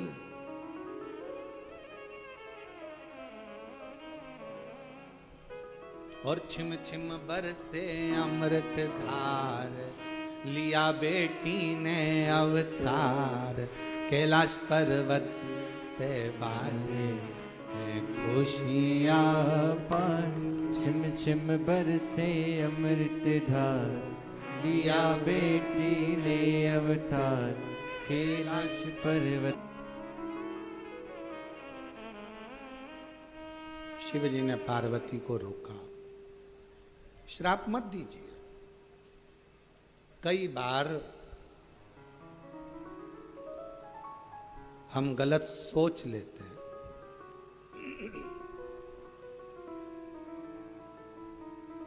हम गलत देख लेते हैं, हम गलत विचार कर लेते हैं, समझ नहीं पाते। कोई अगर किसी की निंदा करे तो पहले विचार करना क्या हमने उससे मिले हैं, कभी हमने उससे जाकर बात करी है, कभी संपर्क किया। जब हम उससे मिले ही नहीं, बात नहीं करी, मिले नहीं, बात नहीं करी, संपर्क नहीं किया, तो फिर हम उसे जानते ही नहीं, तो फिर निंदा क्यों, किस लिए?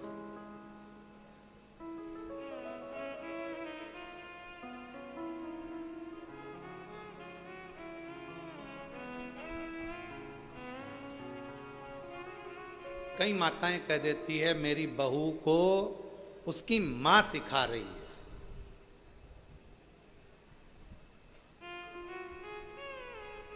वो मायके के कहने पर चलती है। तुम्हें खुशी होना चाहिए, कोई तो है जो तुम्हारी बहू को सिखाया और मायके कहने पर चली। इसमें दुख नहीं होना चाहिए, प्रसन्नता होना चाहिए।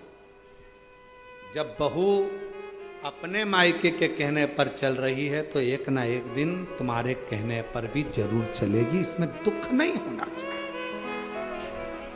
क्या दुखी होना उसमें, अरे गुरुजी, अरे गुरुजी, अरे गुरुजी, गुरुजी, गुरुजी, कई करो फालतू की बात, क्या है? नहीं।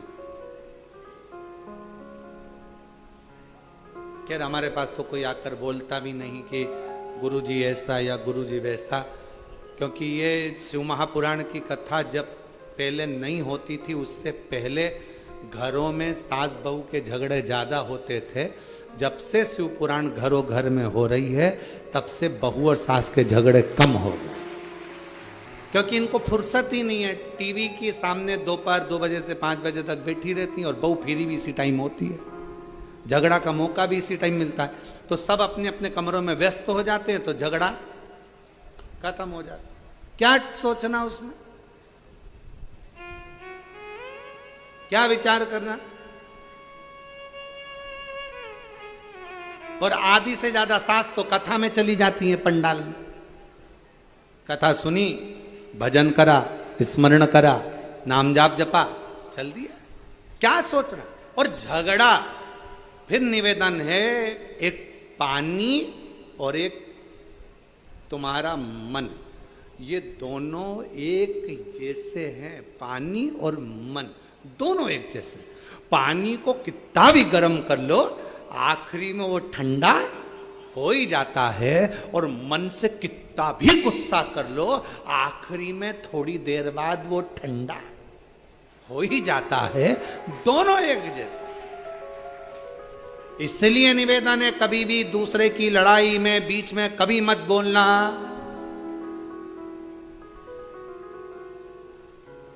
एक बार राजा क्षुभ की लड़ाई में, दुर्वासा बाबा की लड़ाई के अंतर्गत एक बार लड़ाई में भगवान विष्णु बोल लिए थे, उनको शंकर भगवान के गणों के द्वारा हारना पड़ा था। कभी मत बोलो। थोड़ी देर का झगड़ा होता है, लड़ाई होती है, गुस्सा होता है, क्रोध आया, क्रोध आने के बाद थोड़ी देर बाद एकदम शांत। अभी हम देख रहे थे सुबेरे सुबेरे यहाँ से लेके वहां तक भोजन की लाइन लगी थी, खूब लंबी लाइन, लोग इधर उधर उधर उधर उधर। अच्छा, एक के पीछे एक लग जाओ, आराम से जाओ, आराम से पाओ, हॉल भी बड़ा है, आराम से भोजन मिल रहा है। और आज भी प्रसाद में मीठा दलिया था, मीठी थुली थी, इसके बाद में मिक्सचर था, रोटी थी, खिचड़ी थी, सब्जी थी, सब अच्छे से पाओ, अपना आनंद पाओ। आरओ लगे हुए हैं, बढ़िया आरओ का पानी नलों में आ रहा है, आरओ का पानी चल रहा है, ठंडी बोतल उससे में से भर लो, कूलिंग मशीन लगी हुई है, सब अच्छा है। उसके बाद भी खूब लंबी लाइन और हट हट हट करके और लगे हुए, और इतनी देर में सब लगे थे गेट तक लाइन में, और आ गया धड़ धड़ा के पानी, जो आया जितने लाइन में थे सब गायब, सब गायब। अब सोचा क्या इनको भूख नहीं लग रही थी? तब पंडित जी ने बताया सब भोजनशाला में बिना टोकन के अंदर प्रवेश कर गए। अच्छा, टोकन क्यों दिया जाता है?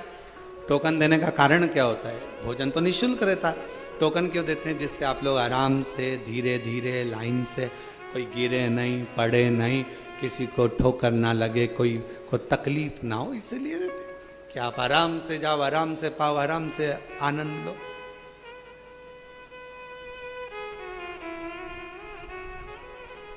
तो मन में आया, वारे भोले बाबा तूने गजब करा, आज भीड़ हो भी ज्यादा गई थी और लोग इधर उधर कर रहे थे, तूने गजब समय देखा। तो प्रभु ऐसी कृपा, जब रोज लाइन लगा करे, थोड़ी कृपा कर दिया कर तो ये सीधे अंदर चले जाए, प्रसाद पाए, भजन गाए।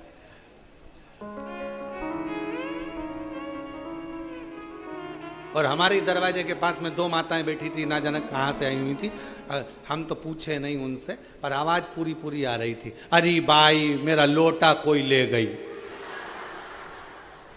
अरे भाई मेरा लोटा गया, अरे अच्छा हुआ लोटा गया, दिल यहीं रह गया। अच्छा बोल।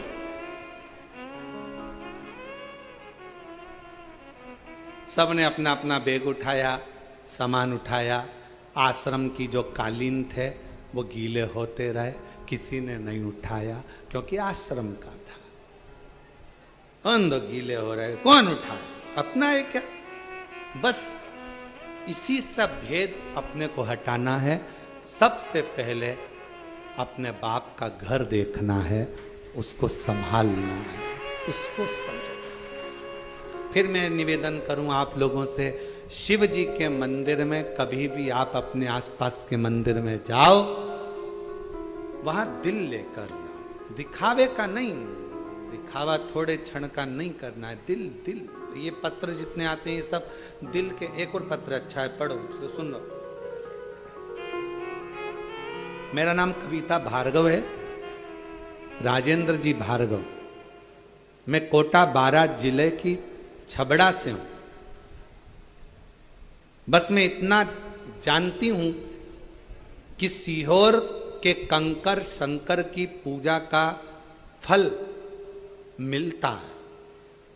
मेरे बच्चे भगवान को नहीं मानते थे। जब मैंने अपने बेटे सौरभ को शहद वाला उपाय करने को बोला, मेरा बेटा सरकारी नौकरी के चयन के लिए कई वर्षों से लगा था, उसका नहीं हो रहा था।